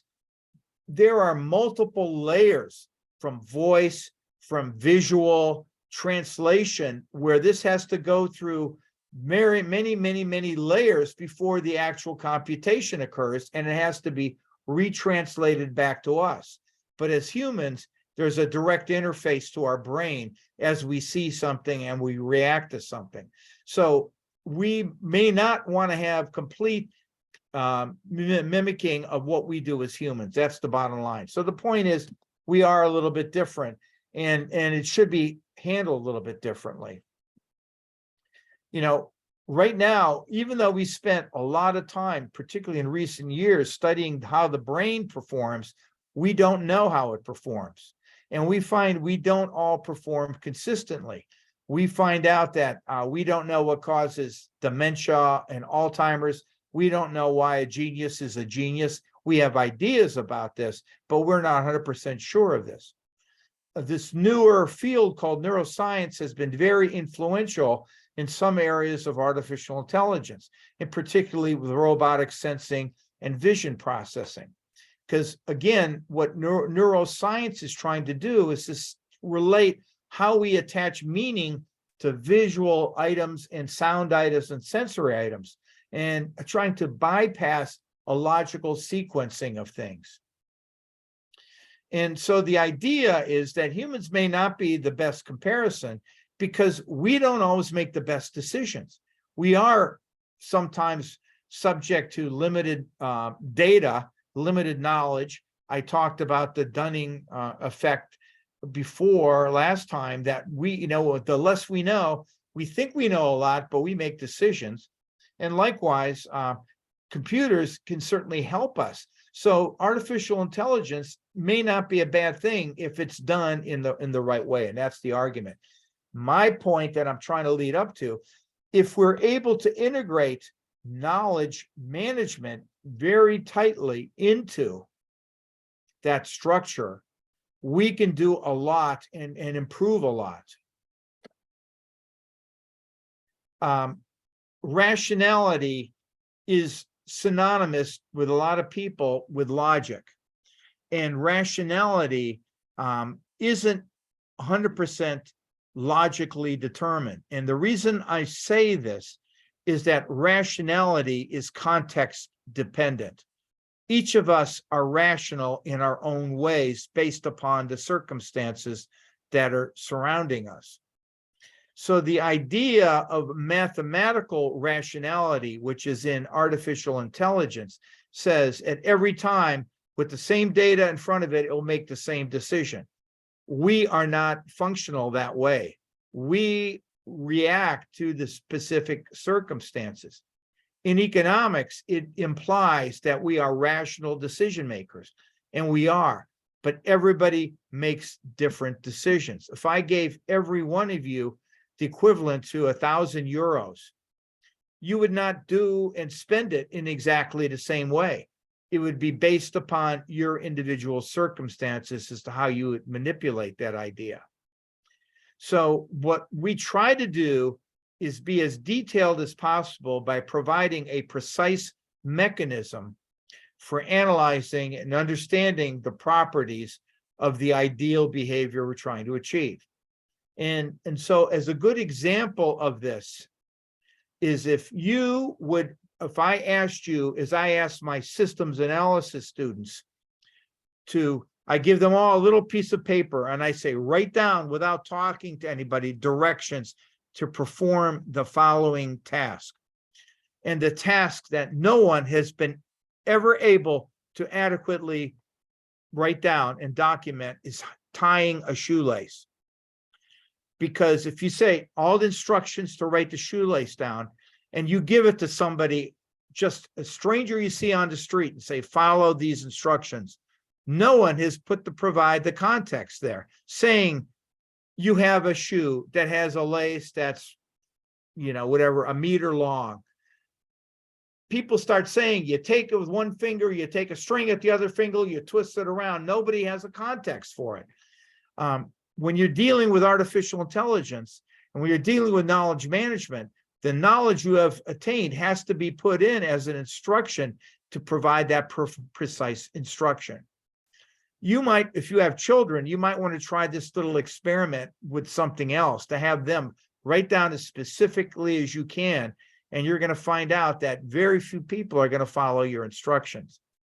When you write your dissertation for your doctorate, again, to repeat what I had said earlier, you're writing a historical document. You can't use the word today. You have to say December 22nd, 2022, because everybody in their time period will see things differently.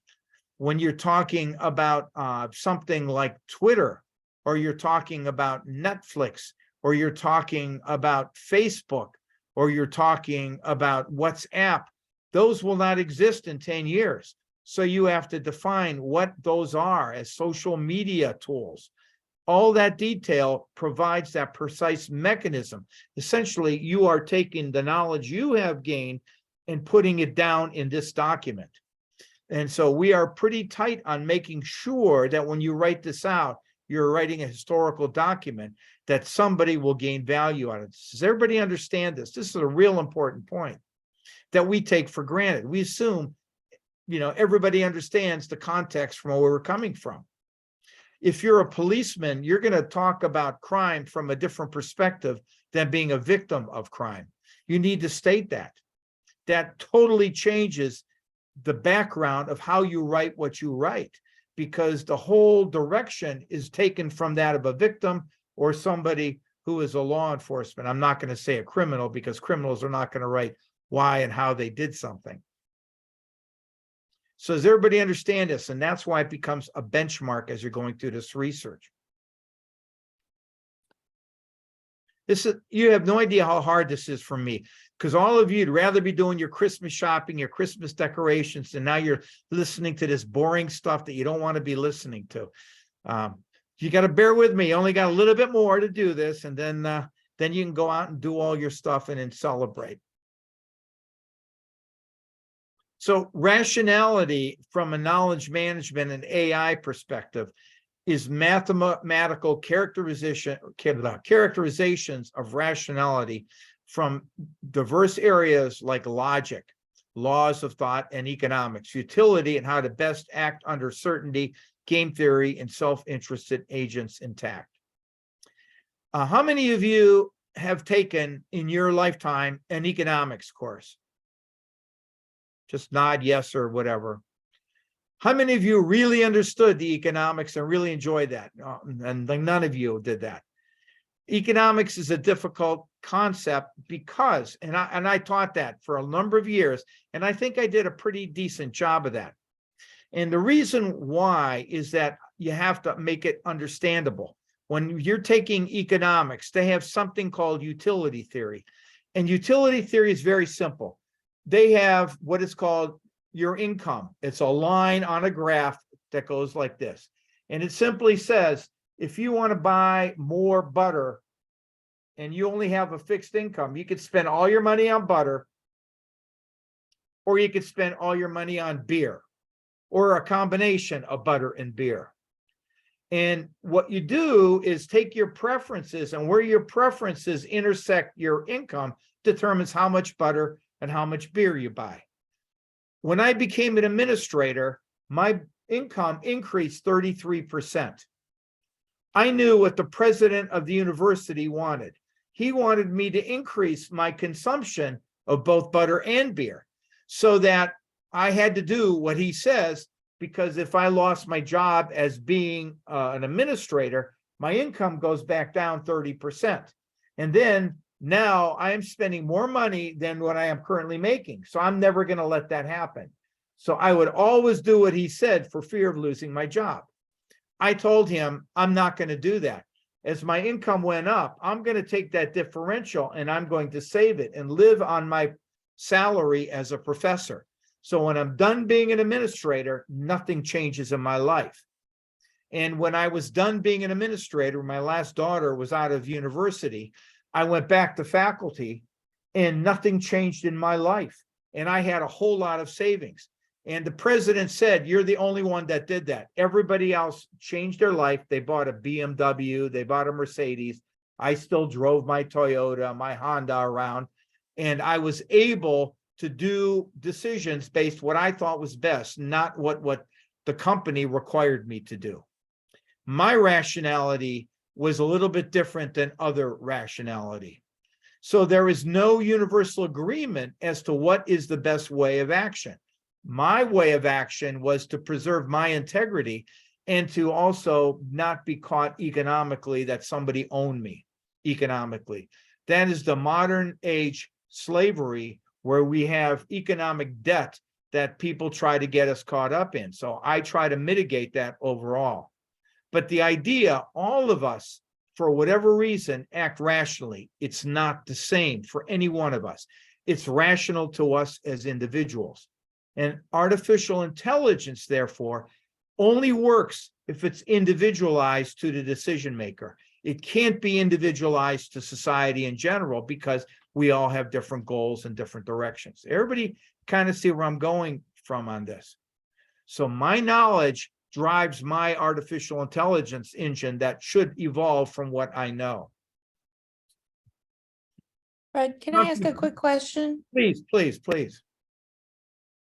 So what you were just saying, and a couple notes that I've been taking, the part on, do the right thing, and who decides. So in the big picture of the knowledge management, you're saying that is the decision maker is deciding what the right thing is ultimately? Correct, because even if you capture my knowledge, you need to know under what circumstances I captured that knowledge. If I'm an evil person, it's going to be a whole lot different than I'm a good person all the way around. And these are the qualitative things that the decision maker should have at their fingertips quickly, not have to spend hours to deal with this one. Decisions made under crisis and duress are a lot different than decisions made under prosperity and pleasure. And so these are the type of things that make a huge difference in terms of the rational basis for things. And if your life is falling apart, you're making decisions. Part of that knowledge management should determine whether that decision you made when your life was falling apart was a good one or a bad one, or what caused that. So in the So- case, though, talking about the vehicles that drive themselves, so a person, a decision maker decides whose life is of greater value in that process.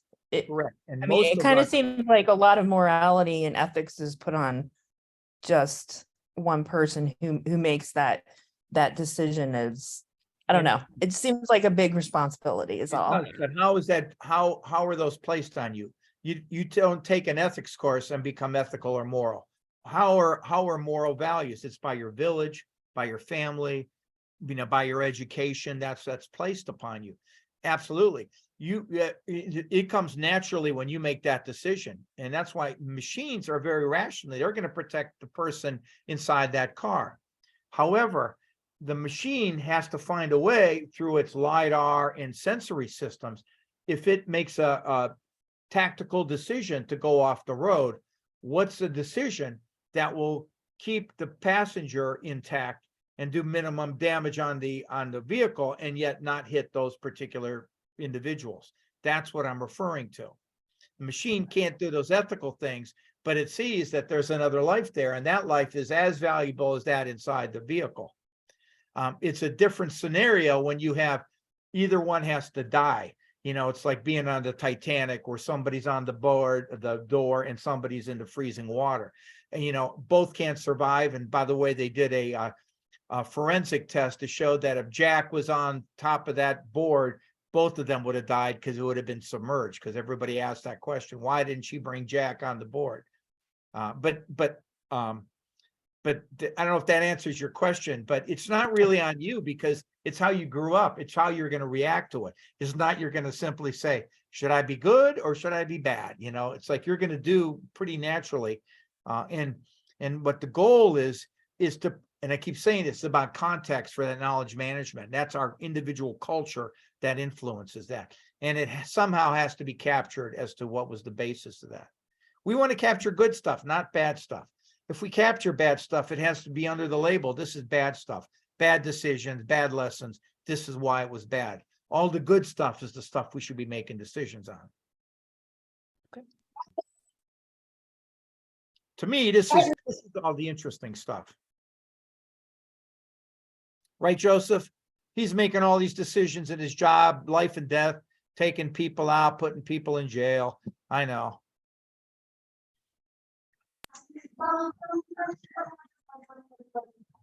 Isn't that right, Joseph? You're a good guy or are you a bad guy? I'm a good guy. Okay, that's what I wanted to hear. Thank you. Okay, so computational intelligence. This is a current buzzword that's coming out. This is the kind of stuff that I'm talking about.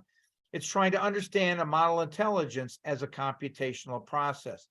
We construct systems whose computation achieves or approximate the desired notion of rationality. And that's where context comes in. So AI is part of computer science. Other areas interested in the study of intelligence lie in cognitive science, which focuses on human intelligence. And this is where researchers like Herb Simon and Kahneman have come into play as to try to model how and when and where and why we've done things. Kahneman and Tversky, his compatriot, had written a lot of work about some of what they thought were contradictions in rational behavior. And they had found that when Israel was formed and fighting against Egypt, there was a certain unity in thought, in process, in morality that the Israelis had embarked upon to defeat the Egyptians first time around in their seeking of independence in their first wars. And the reason for that is they all were all bound by common beliefs and values. Then as the Israel developed as a country and the military became more professional, they had found that the soldiers no longer behaved in a similar manner as they did, as their predecessors had behaved. And they were puzzled as to what happened. And what happened was, as their colleagues standing next to them were being killed, they humanized very much their colleagues and the enemy. They weren't flying jets over, dropping bombs, and death and destruction was kind of abstract, as now they actually got to see with video, with intelligence reports, that what they actually had done, they completely shifted it, and the military had to understand this, and they had to find a different way to get and justify why those soldiers were to do what they were to do. This came out fairly recently. So under lesson 3, I put their article. You might want to just quickly scan through that. It's fascinating at some of the conclusions. And that's where the cognitive science came in, that the basis of the rationale of doing things changed as you put a face on things. And that's the number one fear, and why universally through the world, there are no artificial intelligence driven drones and aircraft. There always has to be a human involved to make those particular decisions. Because if it becomes artificial intelligence, then mass-wide destruction, it's going to be the most effective way to take out regardless. But as humans are involved, we can stop an attack, we can change an attack. There is some hope that we would have some element of humanity in that. Erickson and Rothberg talked about knowledge and knowledge-related assets. We'll bring this back in, but they developed about the same time of each other. They're trying to bring together the notion of this competitive intelligence driven by computation, which has a more external focus, and knowledge management, which has a more internal perspective. As we gather intelligence, for those working in the government, that's intelligence about other countries, about bad acts happening. And we talk about businesses trying to see what competitors are doing, or about nations trying to figure out how they're getting competitive intelligence when it comes to economics and development. This has become very, very important.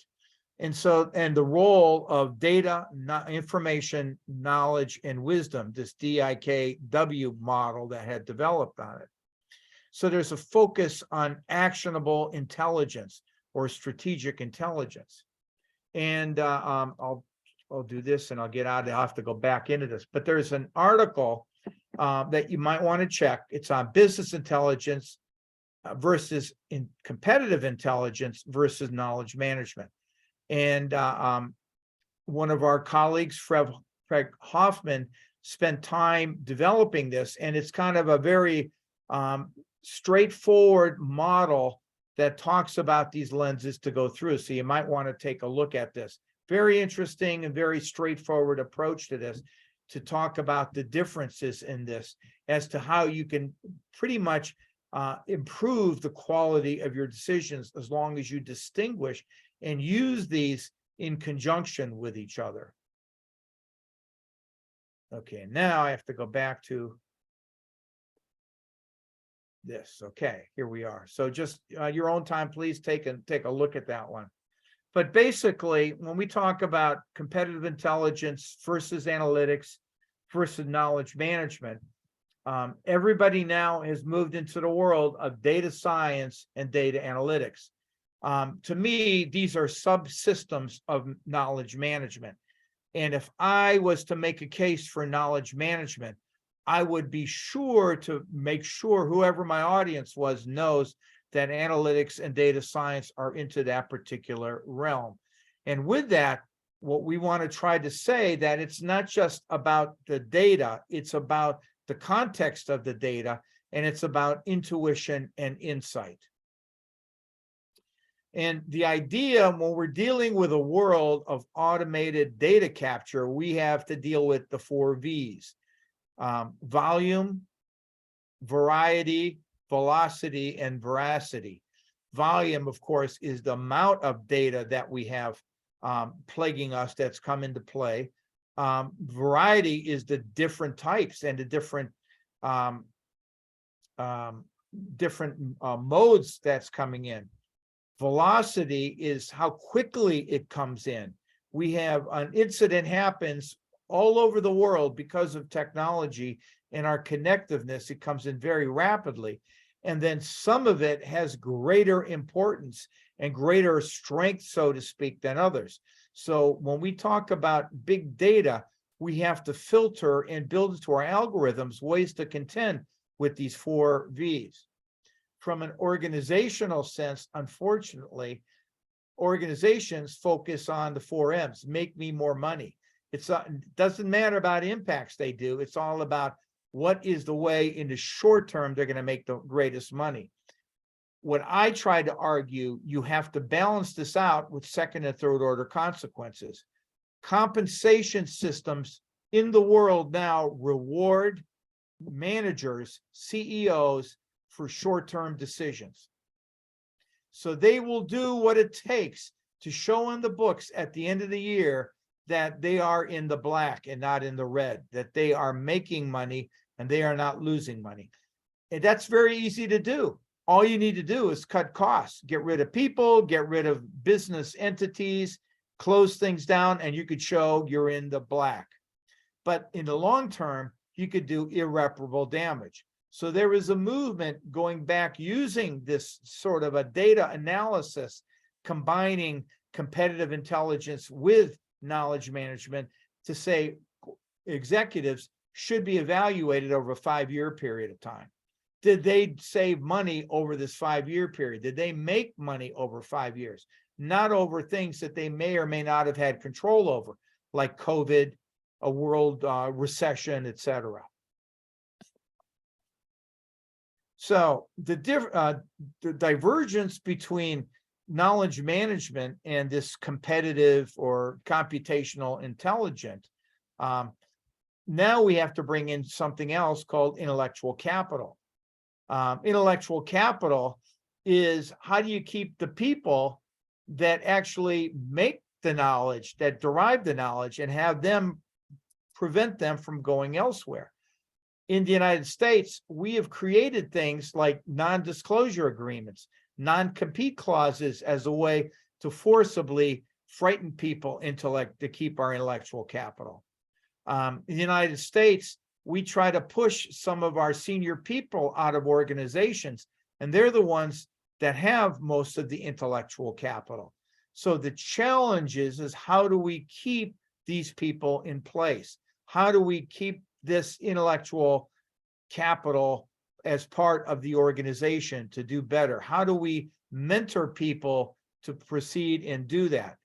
That's the current drive on knowledge management. Industries high in knowledge management, but low in competitive intelligence. And there are industries that are doing that, and they're not really doing a good job of that. And those people are the brand industries. People buy right now on the basis of brands. It's the brand that tends to be out there. But instead of trying to understand why do people buy those brands and how those brands capture people's loyalty, what we try to do is stimulate more products that have those brands. And as companies do that, and as they sell those brands and distribute it through various value chains like stores or on the internet, in reality, the value of that brand goes down. The question is, what is the exact amount you should be providing of brands? Gucci does not mainstream a lot of its products. They did and almost lost their brand. They had to regroup and only offer through select outlets and only select product lines their products to maintain that brand. There was a movie about that, about the Gucci's that actually had gone through and outlined how they made a tactical error trying to put it out there and have too many products. So you have to find the trade-off. But that's how knowledge management up until recently was not able to do that, and nor was competitive intelligence. It's putting them together. Industries that are high in knowledge management and competitive intelligence have done well. This is characterized by the last COVID experience, where you see that companies like Moderna and Pfizer, AstraZeneca shared what they had known to other companies. Even though they were competitors on this, they shared and used each other's work to develop better vaccines in a significantly shorter time frame to hopefully deal with and contend with the disease. So those industries were high in KM and high in competitive and computational intelligence. And to me, that was a major win-win for those companies compared to other companies that are dealing with brands and focusing only on their brands. So it shows that you can make more and do a lot of social good by sharing products. And right now, how they were able to do that is that last bullet point that had a combination of competitive intelligence, knowledge management, and big data and analytics. They pulled it all together, and that's how they were able to develop and distribute, and distribute these vaccines in a very short period of time, and then add one more to produce those things. So there have been cases to say that KM by itself are not being integrated with these other tools. And to answer your question, Deb, KM has been in organizations replaced. There was a chief knowledge officer, then it became a chief information officer, then it became a chief technology officer. Then it just goes on and on and on, whatever the newest trendy thing coming out there, instead of integrating them into it all together. And right now, the current term that's popular in large Fortune 500 organization is the chief technologies officers, that combines all these together to deal with this. But they jump on the trendy bandwagon and think that's what's going to take them, to the next level. In reality, they have to not act as independent agents, but as a synergistic agent working together. The next direction for knowledge management, we just talked about that, bringing it together, cross-functionality, and look at it strategically as opposed to as organizations look at it tactically and operationally. As I said, there are a lot of good cases and examples. You've read some of them. When you look at those cases, you have to look at them in the context by which they were developed. And then your job is to go strategically develop knowledge management. I'm going to ask you to develop as your next assignment. If you haven't done the ones now, please do these because they kind of grow, and I'll show you how they grow. I'm going to ask you to identify what you think are the key ingredients for a strong, successful, long-term knowledge management strategic initiative. What factors would you develop and put it into a structural frame that makes sense after defining what the context happens to be? And I'll talk about that when I'm done with these last couple slides here. Applying AI to knowledge management. Right now, they've essentially taken expert systems technology where you have rules, and the rules have become dynamic, self-learning. As you learn from one decision, the results of that modifies the particular rules. But they're called expert systems because they're case-based. What worked, what did not work in this circumstance. So right now, AI is taking similar circumstances and taking those rules, and the first pass is what's the circumstance, what's the context, quickly pulling the set of rules that apply to it. And once they do that, you develop an ontology or a sequence of how things are developed and how they actually are applied. Right now, we are in the world of intelligent agent technology. Sports scores are mostly written by intelligent agents, not by humans. This was particularly apparent with the World Cups. If you look at all the news blogs throughout the world, because sports is pretty predictable. They could take facts, extract, put a couple colorful words to describe the fabulous save by so-and-so, put into team names. So they actually have these searching and filtering tools that have developed these articles. What's fearful in these disinformation campaigns by different countries like Russia and the United States in propaganda campaigns overseas use intelligent agents to do this. And you could tell usually it's an intelligent agent because everything is so perfect, so matter of fact as it goes through and structure it. It tries to find the right connecting words to go through and deal with this. But there's a constant theme without digressions. And as humans, we always digress. We don't always stick to the facts to make our particular case. Data mining, knowledge discovery techniques inductively determine the relationships of rules. As we take what we know, how are these rules applied elsewhere? How do we gather this intelligence? As I mentioned, knowledge management is individual. What we want to make sure is we're able to extract what our individual circumstances were there that applied for this. So once we have the user profiles, we can then use knowledge that's already stored in a far more productive way. Right now, as I said, there's very little aggregate knowledge that can be used because they're all idiosyncratically or individually applied to unique circumstances, and we need to know what those circumstances happen to be. Right now, as we approximate the way we think in webs, we try to use neural networks. And neural networks connect ideas together. And I'll show you a trivial example in a second here. So right now, it's easy to connect things, but we try to focus on what are the inconsistencies. I mentioned the Uber engineer that died. They went through their neural networks to find out what failed, what drove that car into a bridge embankment. And it turned out they did not adjust filtering for when the sun is coming at a low angle, it hits the camera lens on the LiDAR unit and it refracts. So that's the idea about filtering out all the bad stuff. And the only way you filter it out is you have to have it experience bad things happening.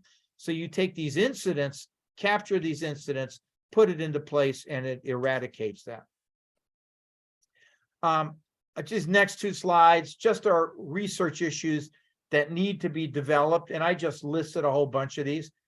There needs to develop an active analysis and dissemination techniques for knowledge sharing and searching via intelligent agent technology, where the learning takes place, what's captured. I kind of talked about it.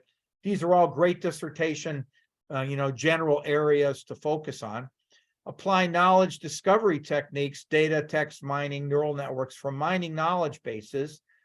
Improve query capabilities through natural language.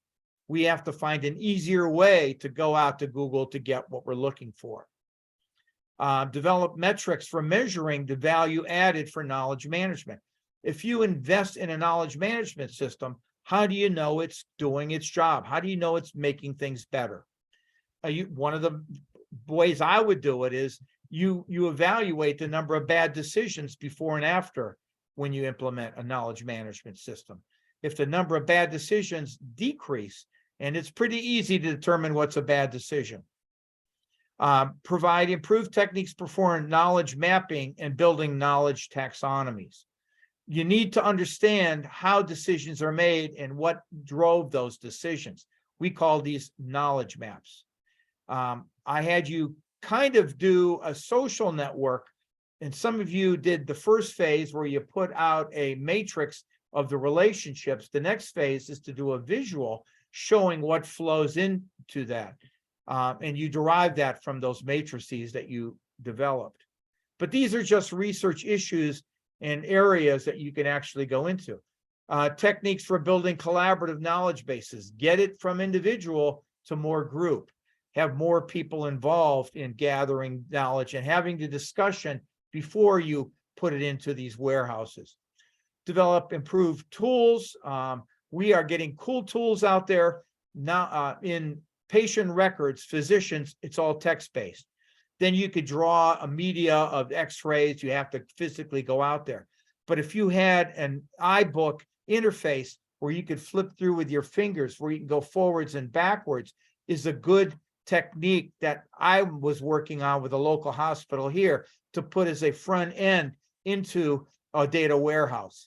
You could put down where you're looking for quickly. You could scan to find out if that's what you're looking for. A lot easier than sequentially searching through a book, for example. Develop techniques for integrating databases to separate silos. Things influence other things. That's a lot of work's going on in that area. Better way of categorizing, synthesizing, and summarizing lessons. In the United States, the President of the United States gets a iPad every morning summarizing everything that went around the world, from political events, economic events, disease containment, etc.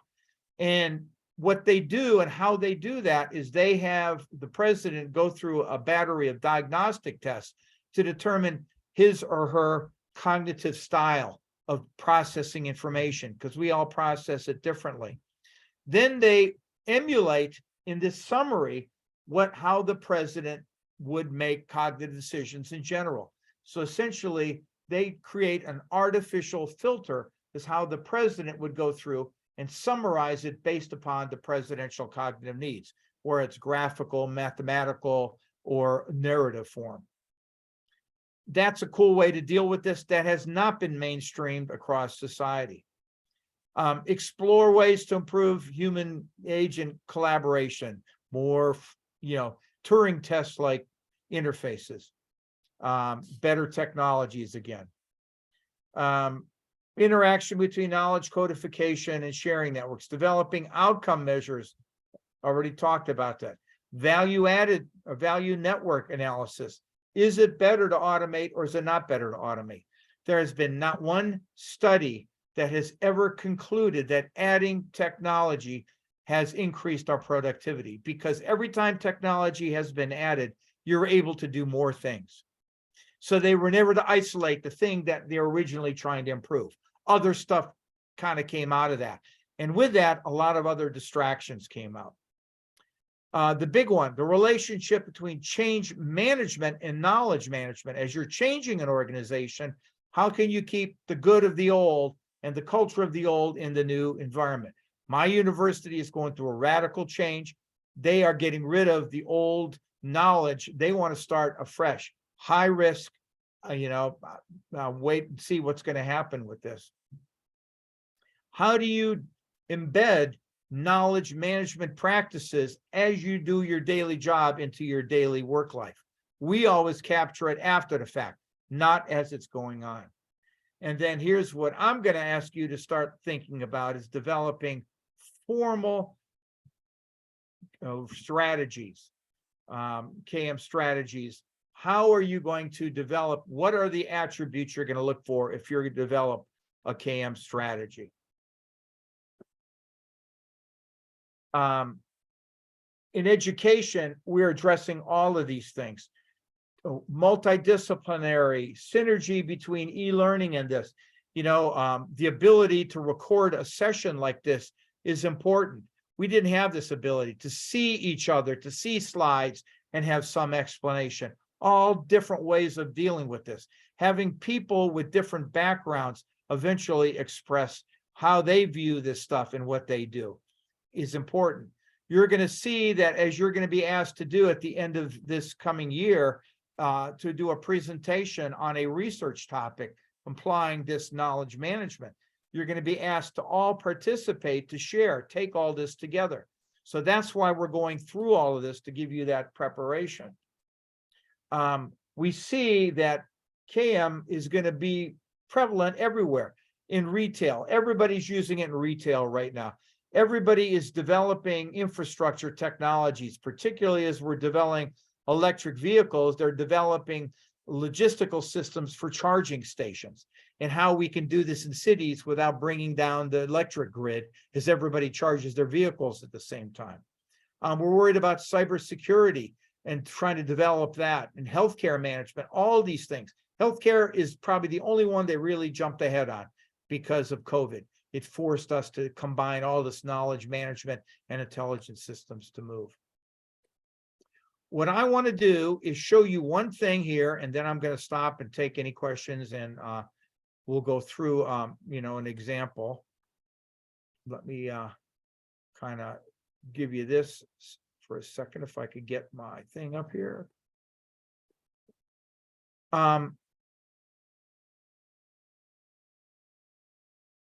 Get my tabs organized here.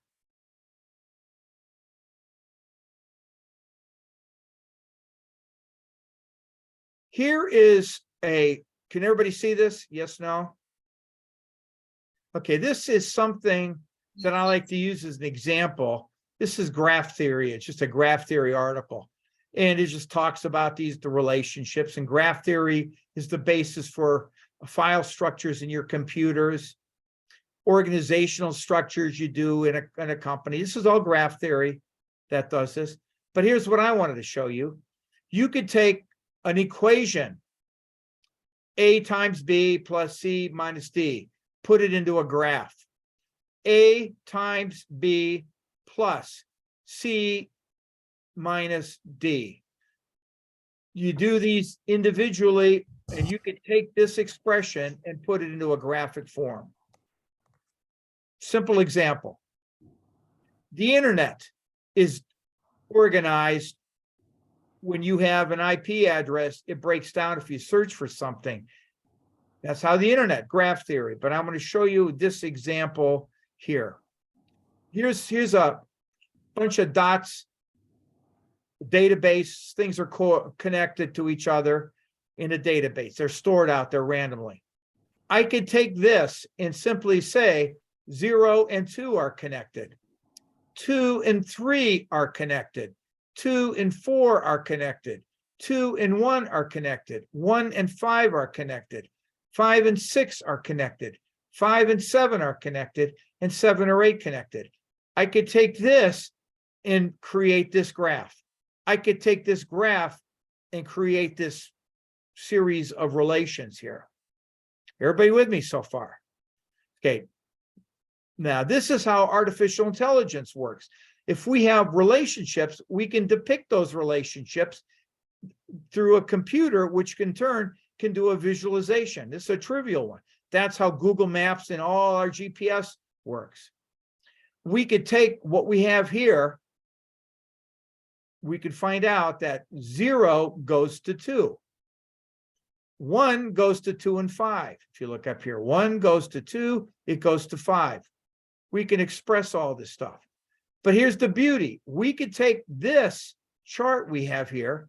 From this chart, we can create the matrix, kind of what I asked you to do for for this after class 3 with your social network, and you find out you by yourself, there's no real connection, you can find out that you can say that 0 is connected to 2. That's what this shows right here. 1 is connected to 2, 1 is connected to 5, which is what it shows over here. We can create this graph that does this, which essentially can be reverted to this, which can be reverted to this diagram. So what I'm saying is when we create knowledge, we could represent that knowledge mathematically if we wanted to, which can be a reflection here. This could actually store data here. And when we create algorithms, the algorithms are actually demonstrating these relationships from a simple 2-dimensional matrix. I'm not going to, that's all I wanted to show you is an example how this artificial intelligence does work. Once we store it out there, we can develop algorithms, and what we got to worry about is how do we connect it as humans and do it in that fashion. Let me see if I can move this. I'm guessing because I can't see, it's all hidden here. Here's one of your graphs. Okay. I asked for class 3, and the back there are assignments that I asked you to do, and I asked you to go through this. Then I also asked you to go through and do these assignments. Please, if you have not done them, do them to get my feedback. And essentially what I'm looking for is for you to establish, give a narrative of who your social networks are, essentially where you get knowledge, where you get information from, and then to create a graph, a matrix showing you who connects to who in that social network. And from there, do kind of a quick and dirty diagram like the one I just quickly went over. Please get that to me so I could give you feedback. Next time, I have a few more things here, kind of talking about what I talked about in detail. Just look at that if you can. And then what I'm asking you to do is to identify factors for a knowledge strategy framework. Based on the topics discussed that I talked about and reflecting those materials, identify necessary factors that you would include in a knowledge management strategy. So what I'm asking you to do is develop a brief draft framework that talks about, and best way to do it is through a table of, the potential problems, the barriers, what you would indicate, how you're bringing the culture into this based upon this. I'm asking you to do this because when you're going to be doing your research problem, you're going to be asked to do something similar to the entire group, the class, and to the faculty. This can become the basis of your dissertation. Most of you are going to develop as a project a knowledge management strategy for your organization or your world. Use this as the basis for that. Think about what you're trying to do in your organization. Use this as a way to structure as your first pass at it. I strongly use the word draft. This is not going to be perfect. It's going to be just the basic way of getting your ideas down now before you forget about this. I have a deadline set up there. I'm not so much concerned about the deadline. Enjoy your Christmas break, but I would like you, if at all possible, to get this sometime to me, when in the next couple weeks, so you don't get behind on this, to get these assignments here. So don't worry about the deadline that's posted, but if you get it to me sometime in January, I'll be a happy camper. Everything is building up towards a knowledge management strategy that you can use for your publishable paper and for your dissertation. So think about what you're interested in and use this as a tool to get you at that next step here. So it's helping you to organize your thoughts on this. Does that make sense? Fred, I have a couple questions if you don't ask mind. away. I really wanted to draw like a network diagram from my my network that I did for the last assignment. And, Excel just didn't have any way to represent that. I didn't have access to I2 at the time. You can do But is there like a sort of quick and easy or dirty sort of way to represent the nodes and edges? What I do to do it neatly, I use Excel, and there's like some add-ons you could put on Excel. Okay. I also use PowerPoint, has a lot of cool add-ons you can put on there to deal with that. But what I would do as you're formulating this, because it's going to change, I would just do it by hand on an iPad or something, screen draw, and just capture your ideas. The idea behind that, I'm trying to find if I had an example here, but I don't have one up here. What I would do is I would do that exclusively by hand, just to capture ideas. Worry about it when it's refined later on. That's when you could use those tools to deal with it. Okay. All right. Yeah, I tried even Node Excel, and I have a Mac, and it was just not working. So Yeah, I'd use Excel because I use like an organizational chart that's already there, and you can actually drag and drop things into it. They have a bunch of templates on there. That's what I use. But I okay. use my iPad. I do it by hand real quickly. And there's some add-ons for that'll actually take a hand-drawn one and formalize it for you. Okay. And I had chosen 32 associates on my network.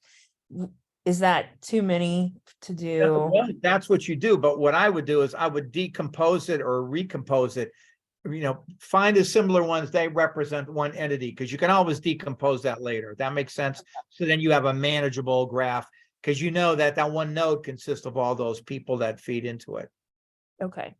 And then my second question is on the new assignment. And this is something I struggled a little bit with on the literature review is, I work in academia and higher education institution, but that is not my desired field that I want to study and do my dissertation on. I think, we've talked about this a little bit.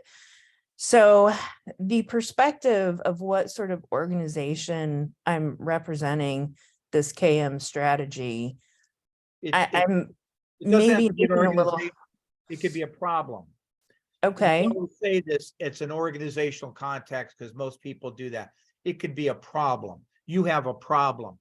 You're setting up Right. a knowledge management strategy to help, understand the problem, alleviate the problem, find solutions to the problem, track the problem, etc. So Okay. organization is the typical way they deal with this. Academics are one environment. You work at a bank, you work for the government. That's the traditional thing, but it's really about solving a problem. Okay. Because for the first, the literature review, I just ended up going with HEI, higher education and knowledge management, just to get the assignment done. But I wanted to make sure I'm not losing focus on what it is I actually want to Should start dive into. So I think that all of you should have a core literature review about the knowledge management literature in general. You're getting a degree in knowledge management. So if somebody asks you about knowledge management, you should know about Tursky and Kahneman talk about system 1, system 2. Not much more detail than that. Then after you do that, your literature review should be in your area of interest that you're really interested in. okay. All right. Thank you. While you're doing that, you're trying to make a case that for each of your research areas, there's a gap that nobody has applied that knowledge management to the problem that you're dealing with, or the organization, or what you're trying to work with. Okay. All right. Thank you very much for that clarification. Everybody understand that, because that applies to all of you. Now you're looking at me like deer in the headlights. And then Joseph's got the smile on his face, like, yeah, this is absurd. And then Grace is kind of laughing. I go, yeah. I'm making Christmas cookies. I don't care about this right now. That's next week's problem. Understood.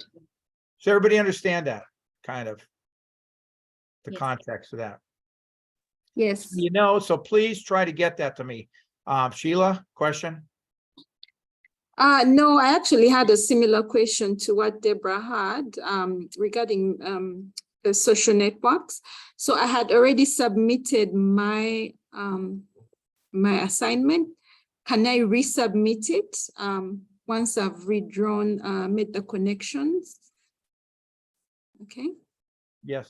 And yeah, sometimes there's gonna be so many detail things, you can recompose it to the one source where they come out of. That's how I would handle that, because it gets unwieldy if you don't do that.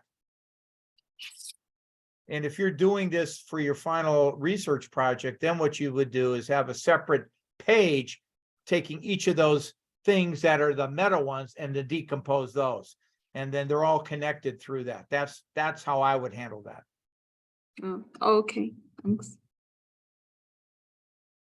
Okay, was this kind of useful going through this stuff today? You know, trying to make sense where we're going with this. My point is, the old knowledge management literature is incredibly insightful and useful, but it's evolving. And you have to deal with the new stuff and think ahead a little bit. How can this play into an evolving model? And none of it's out there. That's your job in the future, to make this stuff happen, to materialize all this. And that's why I get real excited. That's where you have the opportunity to do your contribution to society and whatever your profession happens to be. Questions? And you should say, again, I'm brilliant one more time. It is 12:30, exactly the right time we're supposed to end there. I managed to go through all those horrific 54 slides and tell a couple stories here, wait for all of you that were caught up in traffic and forgot about this. And, but anyway, but please try to get your assignments in so I can give you feedback. This isn't busy work. This is trying to help you to do this stuff. I'm the most understanding guy. And as far as I'm concerned, you're all going to do well in here. So it's not about the grades proper. It's about getting feedback and guiding you what needs to be done on this. And so I already put some comments out.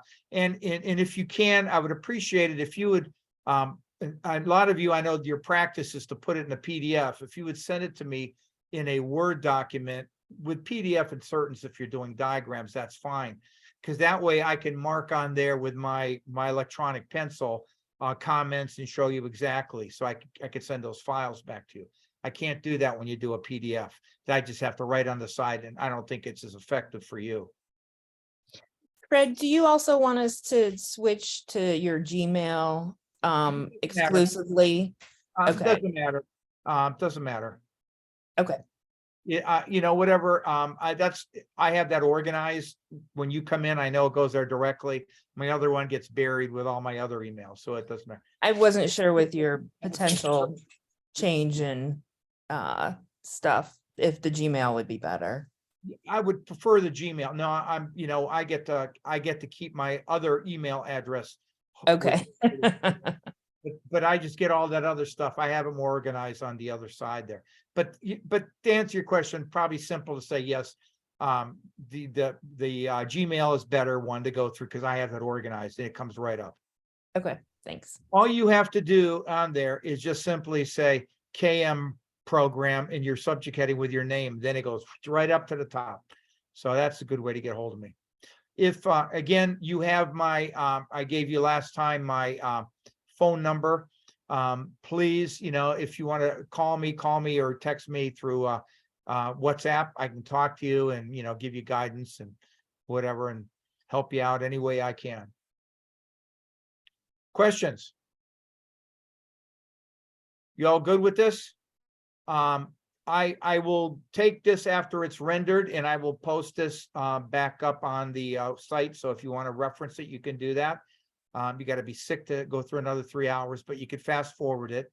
So, but you at least have that as a reference. Yeah. Okay, very good. So you guys take care, enjoy the holidays. Have a good Christmas that those that celebrate, and just enjoy and relax a little bit. Don't forget about this for a couple of days and get right back on it. Thank you. Okay, you take Thank care. you. Bye. Bye-bye. Thank you. Bye. I'm gonna stop the recording.